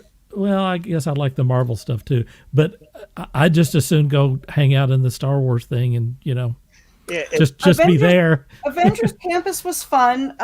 They have 2 rides in Avengers Campus. One is the Guardians of the Galaxy Mission Breakout, which is a drop tower, which was fun. And Wasn't that really the old fun. haunted house or It's something? like an old Tower of Power. yeah. And that's an old drop tower. And so, they drop you and they open doors up, and you're seeing they're showing you clips from Guardians clips, which was fun, and they're playing. That's cool. They're playing the Guardians music and everything, and it's one of those. It was a really fun ride. And then they have a Spider-Man ride, but we did some of the classic rides while we were there. I mean, I insisted on Pirates of the Caribbean, because Pirates of the Caribbean. I did Pirates of the Caribbean. We did the Incredicoaster. We did Space Mountain. We did the ride for Cars, and yes, we did Space Mountain. Growing up hearing about Disney, you always hear about Space Mountain. You got to go on Space Mountain. Right. It's dated. It's very dated now. I'm sure it is. Dated, but it is probably still one of the best indoor dark coasters I have ever been on. Yeah. And I thoroughly enjoyed Space Mountain, even with its cheesy datedness. Yeah. And we did the Indiana Jones ride. Oh. Yeah, So, cool. The only one we did twice was Pirates of the Caribbean. Very neat. But we did eat at the Blue Bayou restaurant, which is in the middle of the Pirates of the Caribbean ride, so that was kind of fun. All right. Well, That's we're all gonna- I got on the Disney report. All right. That's pretty cool. We're going to move on to Scott's segment here. We've never done this. I don't know. The pressure. Oh, Oh, the pressure. Here we go.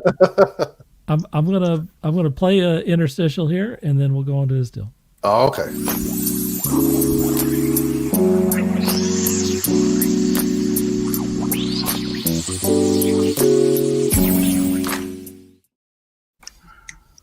Walt's jamming out. We're gonna call this, at least tonight. We're gonna call this At the Table. All right. There you go. Well, I guess really I've been away for, it feels like a couple of months now, and it probably has, because we all took a kind of sabbatical in December. So been doing a lot of work lately. And There's Steve. Hey, Steve. I'm glad Steve's here because the topics I brought, Steve might be interested in. Uh-oh. So anyways, it's been a long time. It's been crazy. Life's been crazy with kids and work and erratic schedules, but that's just how it goes. So I should be blessed and thankful to have a job. But, Dirk said just jump on here and try to, talk about anything you want. So I said, I'm going to talk about some board games. Because Yes. back when all this crazy disease we cannot name on YouTube, or we might get in trouble. We've talked about it We already talked about it. extensively in this good. episode. So I can say COVID. All right. Yes, Ever you since can. COVID started, at the very beginning of COVID, I bought some board games just with the thought of just me and Jennifer will play these board games since we're gonna be stuck at home, or even buying some games with the option to play solo. And I had a big fear of playing games solo, even though as Dirk knows, when we were little kids and we wanted to buy the new James Bond board game or the Buck Rogers board game or whatever cool thing that came out, there's a Judge Dredd one with Mega City and stuff. They weren't made for one player. They were always made for 2 to 4 players. 2 to 4. And board games have come a long way in production, and they're more than just roll a dice, move a spot, or shuffle some cards and move to yellow or red or something like that. Like Candyland, one of the worst games ever ever. So, anyways, we've advanced a lot, and if you want to play solo games, you do have the option to do so. So, like I said, at the beginning of COVID, I went out and bought a few games like that. And then recently I bought some other games because they had the option to play one player. Jennifer plays a ton of board games with me. I'm very blessed to have her play that. But, deck building games is not really her thing. It's a mechanic that she'll suffer through, but she doesn't really love it. And if anybody doesn't know what a deck building game is you have a small deck of cards, usually 10 in most games. You draw 5 cards and you lay them out in a certain order, and it allows you to buy more cards or accumulate points or do some actions. Dominion. Pokemon. No. I'm just as an example. Well, Pokemon is it's actually a trading card game where you come with a full deck of cards. A deck building game, you build up your deck as you go, and it's more deck building is more of a mechanic in board games nowadays. So I'm not trying to sound above everybody. I'm just trying to explain in case you don't know what I'm talking about.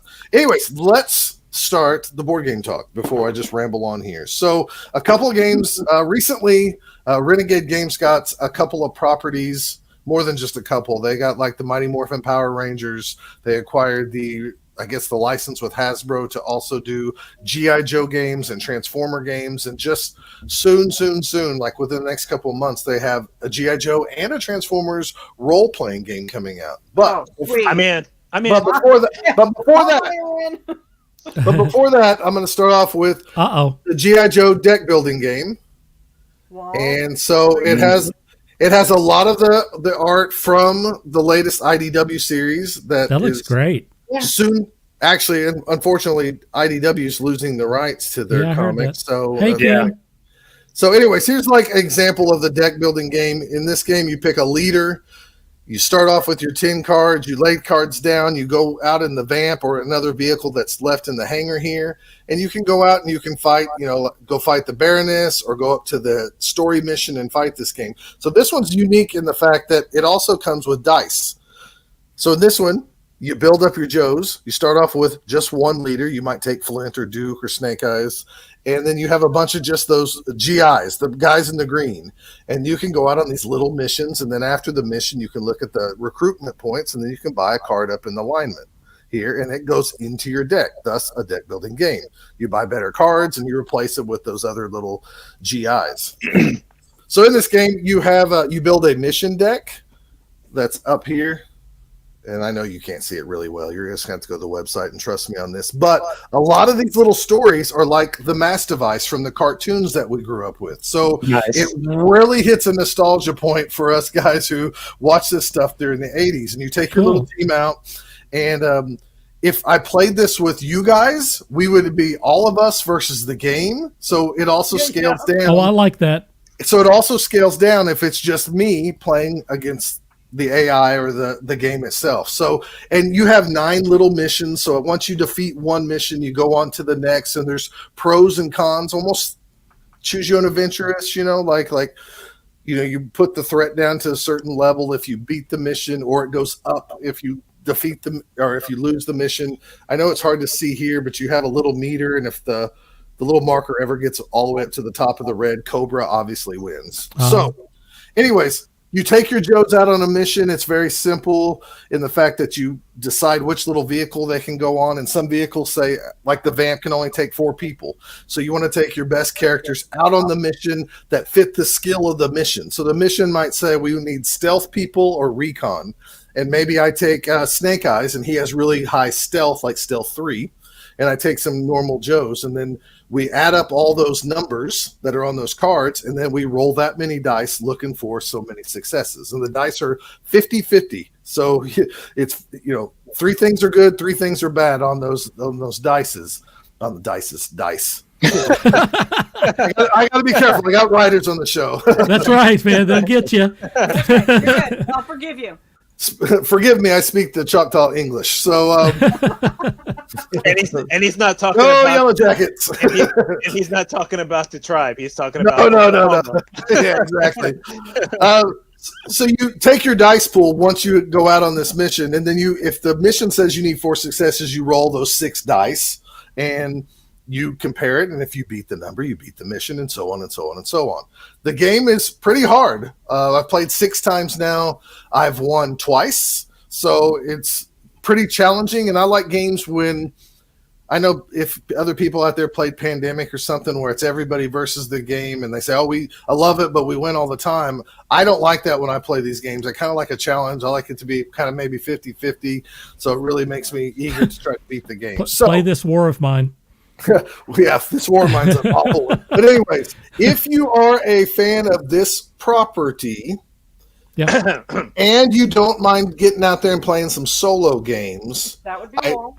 and you're from the 80s, like you love the cartoon or you love the comic book, you, no matter what, will like this game because there's so much nostalgia to it. That's quite an endorsement. Yeah. Is it the best game ever? No. It's a good game if you love the theme. So that's where I'm going with that. Where I wanted to talk about the solo game stuff is... Hang on.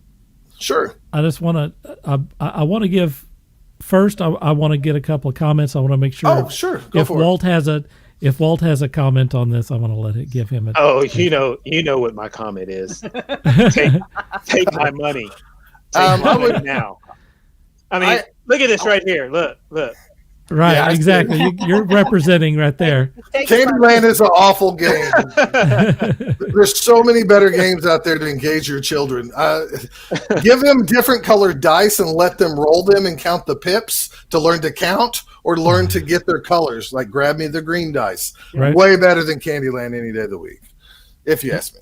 And then Steve says, wow, Prime is channeling his inner Walt. I mean, Walt is known as a big G.I. Joe. Yeah, he is. Oh, yeah. G.I. Joe, Transformers, all those 80s cartoons. I live for those things. So, all right, Scott, back to you, buddy. So when I said I started buying some of these solo games, it really wasn't until the end of December or January that I finally got the guts or the balls to play these solo. And the reason for that is when you play a board game, there's so many rules, especially if you're playing modern day board games. You don't want to miss a rule. I mean, at least I don't. I like to win a game and go, I played it 100% correctly. Take that. Right. Game. I'm never playing Monopoly with you. So the fear when playing these games is that I would miss a couple of steps, when the AI goes or whatever. And so I was just really skeptical about it. And I finally pushed myself over the cliff and jumped. And, I kind of fallen in love with the G.I. Joe game. I like playing solo. It is fun with another person. But here's a game I don't know if I'd ever play with anybody else because I enjoy it so much solo. And Walt's going to like this one too. So, wow. This is like the Walt special here. What the heck? Now, this is the same company. This is Renegade Games is doing this again. This is Transformers, the deck building game. This game is not like a clone of the G.I. Joe game where you think the same method. It is a deck building game where you start off with a Transformer, Optimus Prime, Bumblebee, RC, somebody like that. So you have a character that does transform, but you start off with your own deck, and then you go through the matrix, which is... You take your deck of cards and you build a matrix, and when a card disappears, another card comes out, and sometimes Decepticons will show up and you have to fight them. And then, about every 10 cards, the way it's designed that you make the bad guy deck, basically, you filter in different big bosses of the Decepticons. So you might face off Soundwave first, and then Starscream, and then Devastator at the end. It's very challenging. I played through all the different Transformer characters, which 6 come in the box. There's a promo Jazz that's out there in the world. I've won this about 50% of the time. So it is also still challenging as a solo game. There's no dice at all in this. And I think the G.I. Joe game has maybe overall better artwork. At times, some of the art here is not so great. It does come with little Energon cubes that you can use to transform or do other actions and stuff. But anyways, I don't know if I ever want to play this with anybody else. I think it's just kind of good to set up and play. You like playing it by yourself. I kind of enjoy playing it by myself. That's cool. Yeah, so, I mean, I really haven't even – the rules are slightly different because in this game, it's actually competitive. So we can kind of if you try to go fight the big bad boss guy, I can – help the big bad boss guy so you don't win and I can collect the points and stuff like that. So yeah. Walt, we need that game. I need both of those games. I need both of them. The rule books are so-so, meaning I highly suggest that if anybody is watching and you think I do want to buy this, and I highly recommend that if you do buy these games, you actually play them and open them, because I know we have a lot of little collector guys out there who don't want to open things; they just want to own it. Enjoy your stuff, and this is one way to do that. There is a guy on YouTube named, just type in Dale the Casual Gamer. DALE. DALE. Dale the Casual Gamer. You can put in Transformers. He plays games all the time solo. So if Beth and Walt think they want to buy one of these games, they can go watch it. Oh. And then they can get a real feel of like, it looks cool. It's not for me. And I'm just gonna go buy it. I don't want to. I don't want. When you're spending $50, you probably should really think some of that through and stuff. And if you do buy the game, I hate to tell you this. I'm buying it. But, well, hold on. Well, I highly recommend, since it is a deck building game, that you buy sleeves for the game. Oh, yeah. Definitely. That's a good idea. You're going to be shuffling a lot, and you don't want to damage your stuff. But I'm That's kind a of good one of idea. those. I'm one of those weird gamers. I think I'm going to like live forever, like a vampire. And 200 years from now, I'm going to be playing these games. So that's what I do. Hey, like you said, if you spend a lot of money on these games, protecting those cards makes a big difference. Yeah. But sleeving them's not cheap either. Especially if you buy the good sleeves like me, you're going to spend another, $25 sleeving it up. So your $50 game turned into $75. Worth it.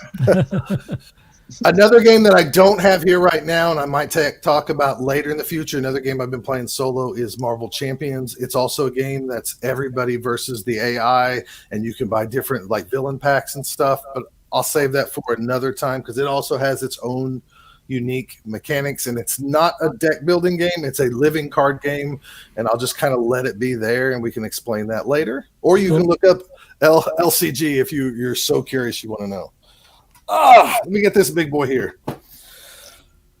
This is a game that I think I bought 2 years ago on a Kickstarter, and I liked the first version of the game so much, even though like I don't love aliens, like maybe Dirk and Sean and Me. Walt might. All you guys might like goosh and get all crazy and weird and sexually aroused by the alien. I don't know about that last. Or a new alien movie come out. I got to see it. I'm not that guy. But Nemesis is I think a very thematic game. It helps if you're playing with the right crew. Yep. Who names your characters, and then you go through the ship just like aliens, and you just want to survive. But you also have your own agenda, like Paul Reiser did, and all that stuff. So I'm only referencing like really the only main alien movie I remember anything of, which is Aliens. But this is the sequel to Nemesis. This is called Lockdown. So is this a whole other game, or is this an adjunct game? So this is a standalone game made by the same people, Okay. Awakened Realms. I guess you could call it a sister game. So Nemesis takes place on a spaceship, right? You wake up, there's aliens there, you're trying to get back home. Your mission is just to get the ship home and find out your secret mission, right? To try to win the game. So you need to survive first and then do your secret mission. In this game, That does look cool. you start off at a base on Mars. And like it has power levels, like you shuffle these little things. So like you start off in different areas depending on where your character is. And some areas are like dark. So you have to go find the power room to turn on the power, and it'll only stay on so long. There's different agenda tokens in this thing where you can find out, like, the corporation says they want to help you, but are they really going to help you? Like, if you go put yourself in the safe room and lock yourself up and wait for them to come, are they just going to kill everything that moves, or are they going to help you out? There's even like a little token that you can take the little like I don't know, Mars rover thing and go out to this big like shield area where you will be protected and stuff. It's like getting off the ship itself. Right. Me and Jennifer played it once. We played it with the co-op rules, so we worked together on it. We did not win, but it was a really fun experience, and I can't wait to play this with more people because there's just so many little things to do in it. while it feels like a Nemesis game where you roll for noise as you move around to see if you attract the aliens and stuff, like the first game, and Dirk's played the first game, so he knows what I'm talking about. Mhm. This game has enough to it that it is still a different sci-fi horror game. So I think it stands alone as itself as it's its own thing, and it's really fun and clever. So they made it just enough different that it's not even close to this. I mean, the mechanics are the same, but the game is not the same. So I think Nemesis is probably my favorite game that I've played. it is really cool. Like, I really, really enjoyed playing Nemesis, and also, I mean, I played it a couple of times, so I also see the variations that goes on and the way it feels like you're kind of writing your own movie, which is fun. well, I think that's the most fun of all of it. Is if that's why I always tell everybody when we play, like, name your character, and if they don't start making up like a background for them, I will. And, usually it's something they don't like. They're like, "What? My character doesn't do that." It's usually something like bedwetting. Yeah, like remember Chronic bedwetter. Your dad struck you in the face all the time when he was drunk, and that's why you wet the bed. And you alerted the aliens, and he's like, I never said that. It's like, of course you did. Then tell us all about you. Yeah, if you're going to play with Scott, it helps to just go ahead and make up your own damn story. Yeah, Yeah, just make it Make up the backstory.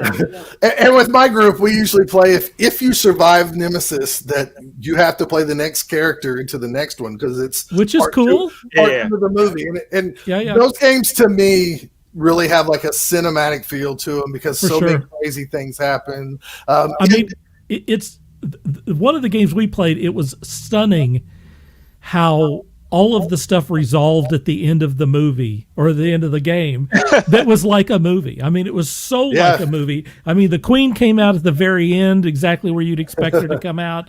And then the ship blew up at the end, all of that sort of stuff. I mean, it's pretty bonkers. Another thing they have in here, Dirk, do you remember how in Nemesis, if you found an egg or you killed like an alien and took the body to examine it, you found weaknesses to make the monsters weaker? In this one, everybody has intelligence, and there's like an intelligence tracker. So the Sigourney Weaver character that's seen them before, she starts off with more knowledge, and a weakness is already exposed, but only she gets that bonus. While like my character was a security guard, he's never seen the aliens before, so he was oblivious to all these weaknesses. So you have to kind of move around the board, and there's areas where you can up your intelligence, like you did some research and got on the internet and went, holy shit, what are these guys? And then like, oh, the fire hurts them. Okay, now I'm good to go or something. So it had that aspect to it. Like I said, the power, there's an elevator. If you fight the monsters in the rooms with the light, they're actually a little bit easier to hit, believe it or not. They're still not easy to hit. They're easier to hit. And in the dark, they're way more powerful. So it's very, very interesting, and I look forward to playing it with a group. And if you have the $100 or whatever it is to buy the game, I would recommend this one. So, by the way, just as an aside, the figures, at least I don't know about this one, but in the first game, the figures are intricate and so cool.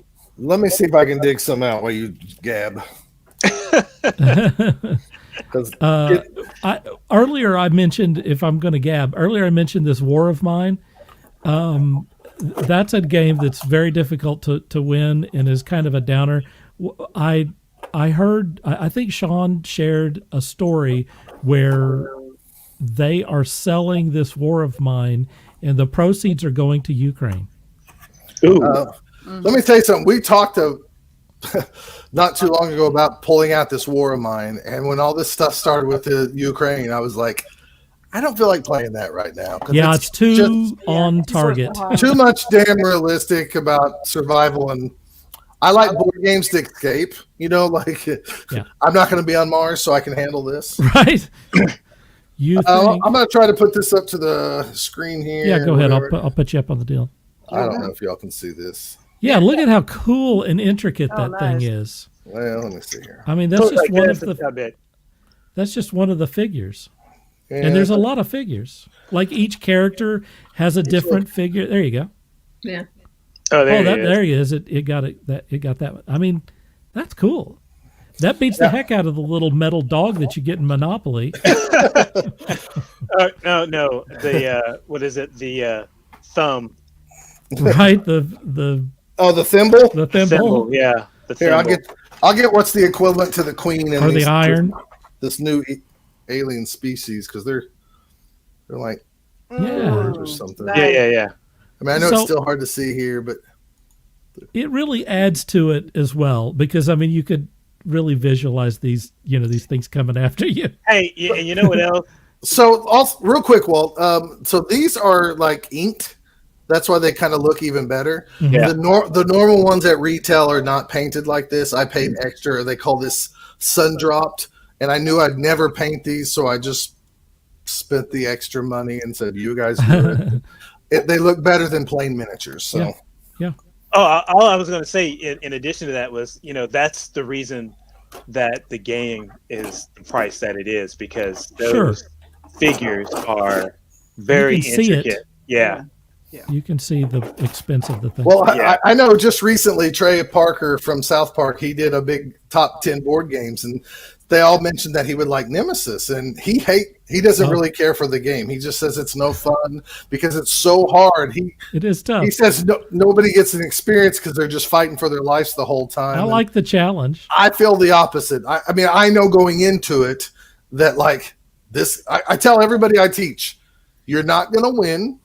Just try to survive. And somebody might accidentally win when they survive.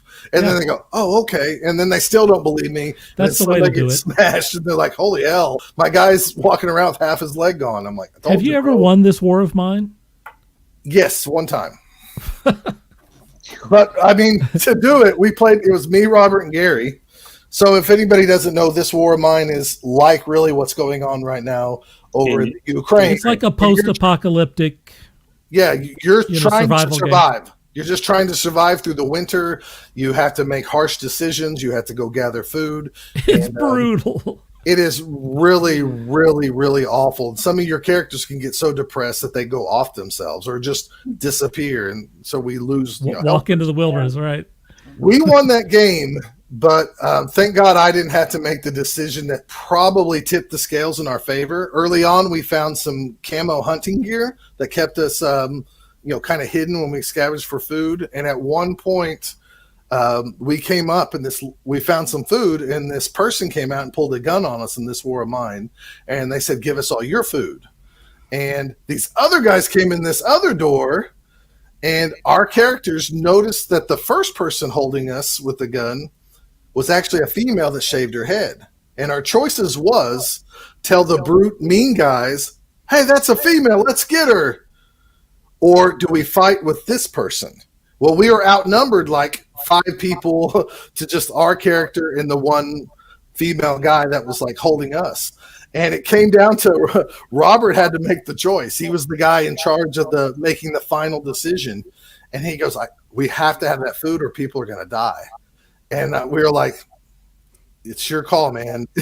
And he made the call, and he sold out the other person. And I'm not going to read the description or anything, but it describes what you hear as you're putting food in your bag and running, and it is awful. And that's why I didn't want to play this war of mine this weekend at all. It puts you. It gives you all of these crazy, terrible moral dilemmas to go through. And really, it's a great game, but I don't know how soon I'm going to want to play that again for right now. No, it's when stuff like this went on when I was 20 years old, it didn't bug me so much, because it's like I'm not in control, and really I'm not in control now. But when you have kids, you think different. So yeah, I'm sure. Yeah, I'm sure. Anyways, that's some board games. That's all I got today. At some point, a couple episodes, I'll bring out Marvel Champions and kind of explain that and the experience with that. But I played that a bunch solo recently, like 16 times. So like that tells you how. Wow. Jennifer played once with me.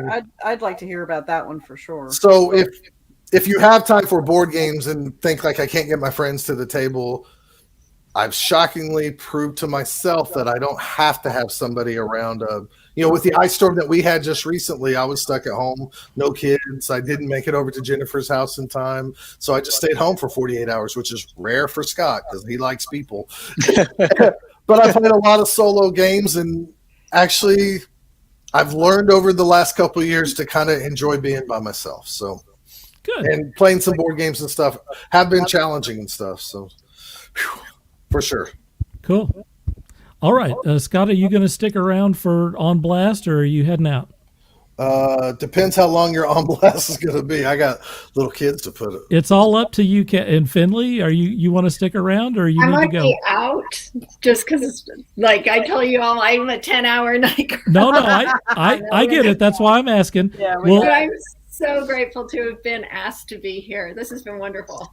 We love having you here. If Yeah. we are letting you go, Coming Finley, let's quickly get your links out here, and then we will cut you loose. Okay. Thank you. There is your main author website, and then there you are on Amazon. Thanks, Amazon, for that crazy, I wacky know. link there. There you are on Goodreads, on Facebook, Instagram, and TikTok, which is crazy. Newly TikTok. We'll get you moving on TikTok, Finley. we'll Don't get worry. that What? one moving. Yeah, we'll get going If on someone wanted to go out, TikTok is like the U porn for females. Can I say that? Can I say that? you said it. You already said it. I'm that. not. It's all I'm good. not saying you're wrong. Finley, if someone wanted to go out and get a quintessential first book of yours, which one should they pick up first? They should pick up the first book in my new series, The Watch, which is called Stripped. There you go. Sounds good to me. Well, thank you so much for having me. Thanks for coming on. Go, Finley. Thanks This for has been a being on, pleasure. Finley. Thanks for coming on. Nice meeting you. Awesome. Thank you. We're going to cut you loose. Thank Have a good you. one. Have a good evening. You too. Bye. Bye-bye. Bye. All right, Scott, are we cutting you loose too, or what do you think? I'll stay on for a few minutes. All right. Well, But then if we get on a 45-minute diatribe, I'm out. well, I'm No, out at that's the place 5G. tonight. yeah, everyone be on your best behavior and move through this on Blast, please. All right, here we go.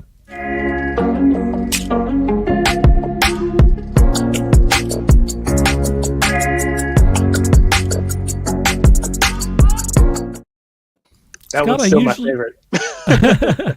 It's supposed to be winding down or chilling out. Scott, you just did kind of a bit of a piece there. Do you want to go? I usually go to you first. Do you want to go, or do you want Is this me to like go to what some- we've watched and all that? what we've junk watched lately? or read Yeah. or whatever? Yeah, just Yeah. if you want to. Do you want to go first? You want me to let someone else go first? Ooh, so much. Go to somebody else. All right. I'm going to go to you first, Beth. Let's see. Since I came home from vacation, I've managed to catch up on That Yeah. I got nothing, guys. Pretty much the last week has been engrossed. Yeah, I finished Mandalorian. That was the Yeah. first thing I did when I got Yeah, out to Phoenix. So we finished Mandalorian. Cool. I got a couple of episodes of Reacher. Oh, I finished Peacemaker. Yeah. okay. And that's it. That's all I got, guys. Sorry. All right. No, that's okay. All right, Walt, you're up. But I next, do man. have a lightsaber. Yes, you. Yes, you do. You got a lot of really cool pictures. You had a hell of a trip. That's for We sure. did. It was a hell of a trip. That's cool. All right, Walt, you're up. I got two things here. Actually, I have three, and I failed to share the screen. But I want to come to that one last. So let me get that screen shared here real quick. La la la la. That's not it. Hang on just a second. Why don't you come to me, Dirk? All right, Let Walt find his things we're going to Scott. because I just found my things. So All right, good. Yeah, no, I get it. I'm going to kind of keep it short and sweet here because I talked about some board games, and G.I. Joe and Transformers deck building games both were purchased probably since the last time I saw y'all, like way after that. So it was after Right. Christmas I got those. A couple of comics I just want to tell you about. We've talked about Tom King before, and maybe I've talked about the Human Target. I don't know. It's been a while. Human Target is Tom King's latest series that he's writing, taking one of the older DC characters and, has a little like mystery, like let's solve some stuff here. Not going to take too. Yeah. Oh, the art is beautiful. It's script by Greg Smallwood. Who's the older DC character? Well, it's the character. Was it Human Target? Human Target. Yeah, was it Christopher Chance or whatever? Yeah. Yes. Yeah. So it just to kind of give you the synopsis, he stands in for people who they think might get assassinated, and he takes the bullet, right? He's the human target. And then they think that person's dead, so they move on. Well, somebody was trying to assassinate Lex Luthor, and in the process, he found out somebody poisoned him in one of the drinks, and he has like 12 days to figure out who set him up. And so he's slowly dying, and it brings characters back from – it really hits my generation because we read the JLA or the JLI back when it had like fire and the character Ice Maiden in it. And it was written by J.M. DeMatteis and Keith Giffen, and Kevin Maguire did the art and stuff like that. So Ice is a main character in here. Guy Gardner comes back, and they talk about all those things that happened. I mean, I hate to say this, like 35 years ago, but they talk about stuff that happened back then. That's funny. Just like it was yesterday. Yeah. And Tom King's amazing. I can't like this stuff enough. But another thing that's so happy that is returned, if you've ever read Saga, if you haven't, do yourself a favor and just start at the beginning. And I promise you, after a couple issues, you're just going to fall in love with everything about it. Well worth your time. It is like the feeling I got when I saw Star Wars and everything was magical. This is kind of like the adult version of that for me. Like everything's magical, but in a more mature kind of way. And Saga has returned. This is the second issue that's come back since they've brought it out of like a couple years hiatus and stuff. But it is amazing. Highly recommended. Can't talk about this enough. So, but it's adults, so just be prepared. So right. They don't hold any punches. But beyond that, I've watched Book of Boba Fett, and it should have just been called The Mandalorian Season 3. But yeah, they kind of swerved us on that a bit. They nerfed us. We got nerfed. I want to say this because I haven't been on in a long time. It really pisses me off, and this is spoilers, so if you haven't seen it, just shut this thing off right now. It pisses me off that we finally get some adventures of the young Luke, but it's when the guy is freaking 68 years old. Right. I agree. That's all we ever wanted. That's all we ever wanted. That's all we ever wanted. Yeah. He was never another character. He had to go do voice acting because nobody wanted him. That's all we wanted. Yep. And you wait till he's old and give us CGI Luke, which is fine because that's what made those feel special. Yeah. Because we got the Power Ranger robot teenagers. Preach. Anyways, I still took my brain out. I tried to enjoy it. It was fine. Anyways. You mentioned Kevin Maguire. David Finch was talking about him the other day. Someone was saying, who should I look to if I want to learn how to do expressions for characters? He's the best. He said go to Kevin Maguire. And I thought that was really interesting that's who he picked because those in those old Justice League things, that guy could consistently render the same face, like different faces with the different characters, and animate their face so that they had such great expressions. He's a good choice for that. It's the first comic I ever read and ever looked forward to reading that was less on action and more on dialogue. It was insanely good because stories. You just wanted to see the faces match the words, and it was it's an amazing run. 22 pages, and there might be 2 pages of action in the rest. It really wasn't about that. It was about those characters talking to each other. That run was amazing. And last point on the Mandalorian, the Boba Fett thing, there is no doubt that all we're doing is watching those guys' role-playing games. Those guys have been role-playing for like 10 years ago, and they said, let's just turn these into stories, because we've talked about that before, and they're doing the same thing. Except they're in charge of the thing. They're like, are we really going to put the Power Rangers on like bikes that go really slow, but they're different color. Yeah, we're gonna throw it in there. Everybody will buy it. They'll make action figures of it, and people will buy them and keep them in the package. Let's do it. Yep. All true. Anyways. All right, Walt, are you ready now, buddy? Yeah.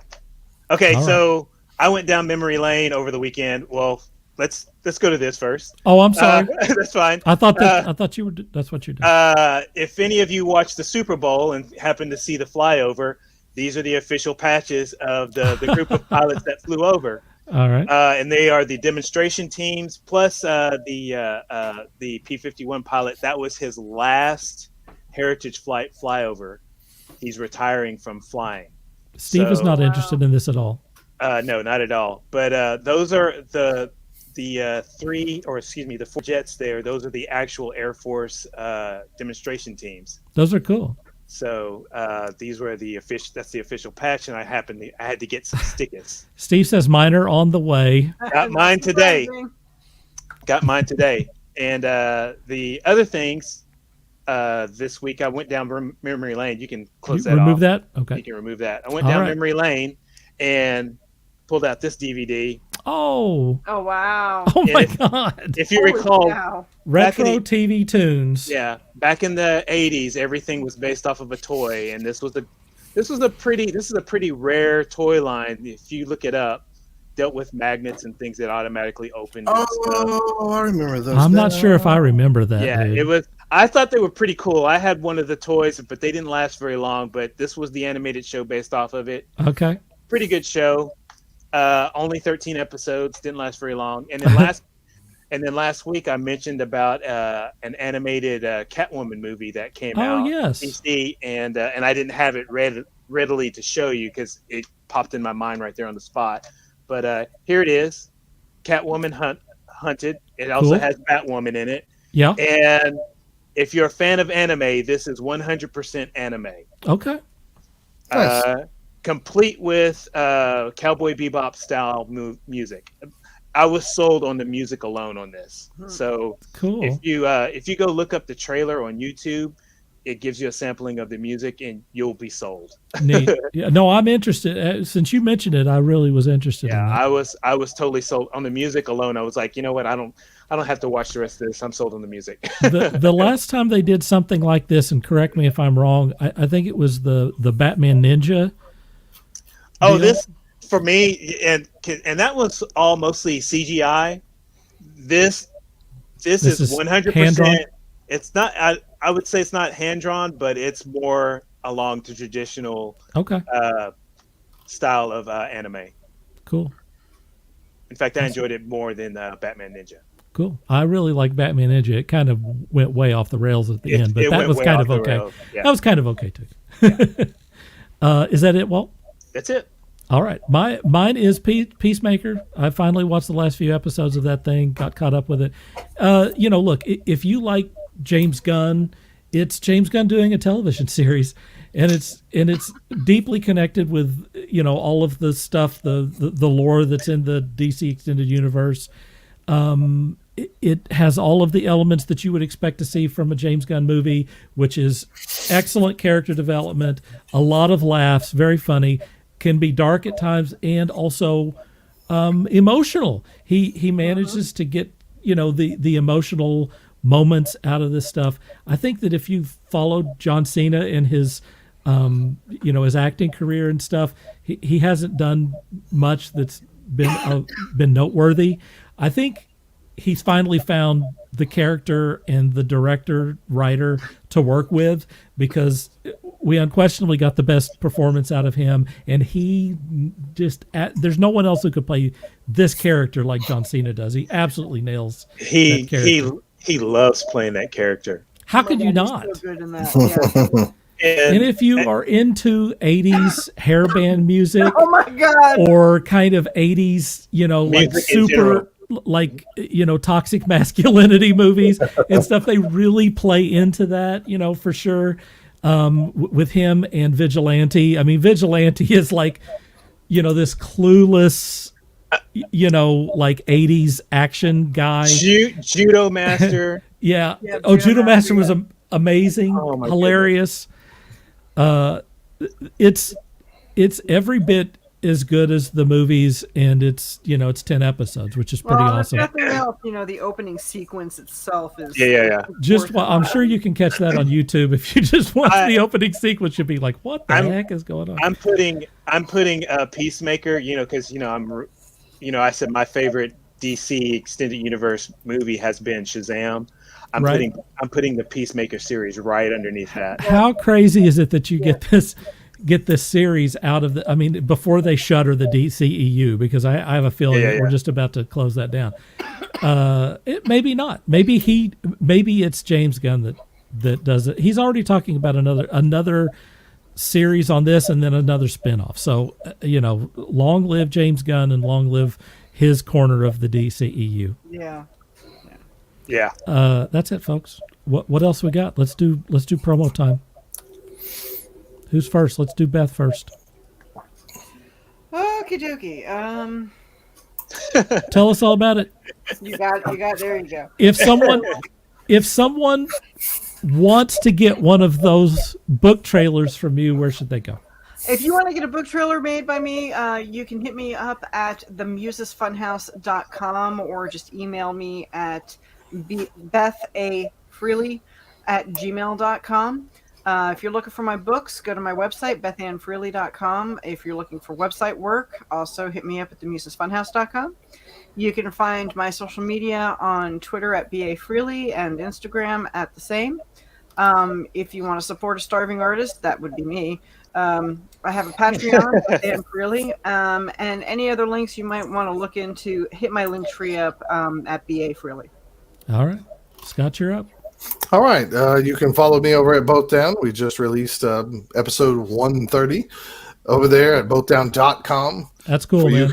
So if you want to listen to some Blood Bowl podcasting and our adventures of going to tournaments and stuff like that, you head on over there and do so. We cover new product as it comes out, tournament scene, at least around this area, or tournaments that we visited, and every now and then we talk about rules and stuff like that too.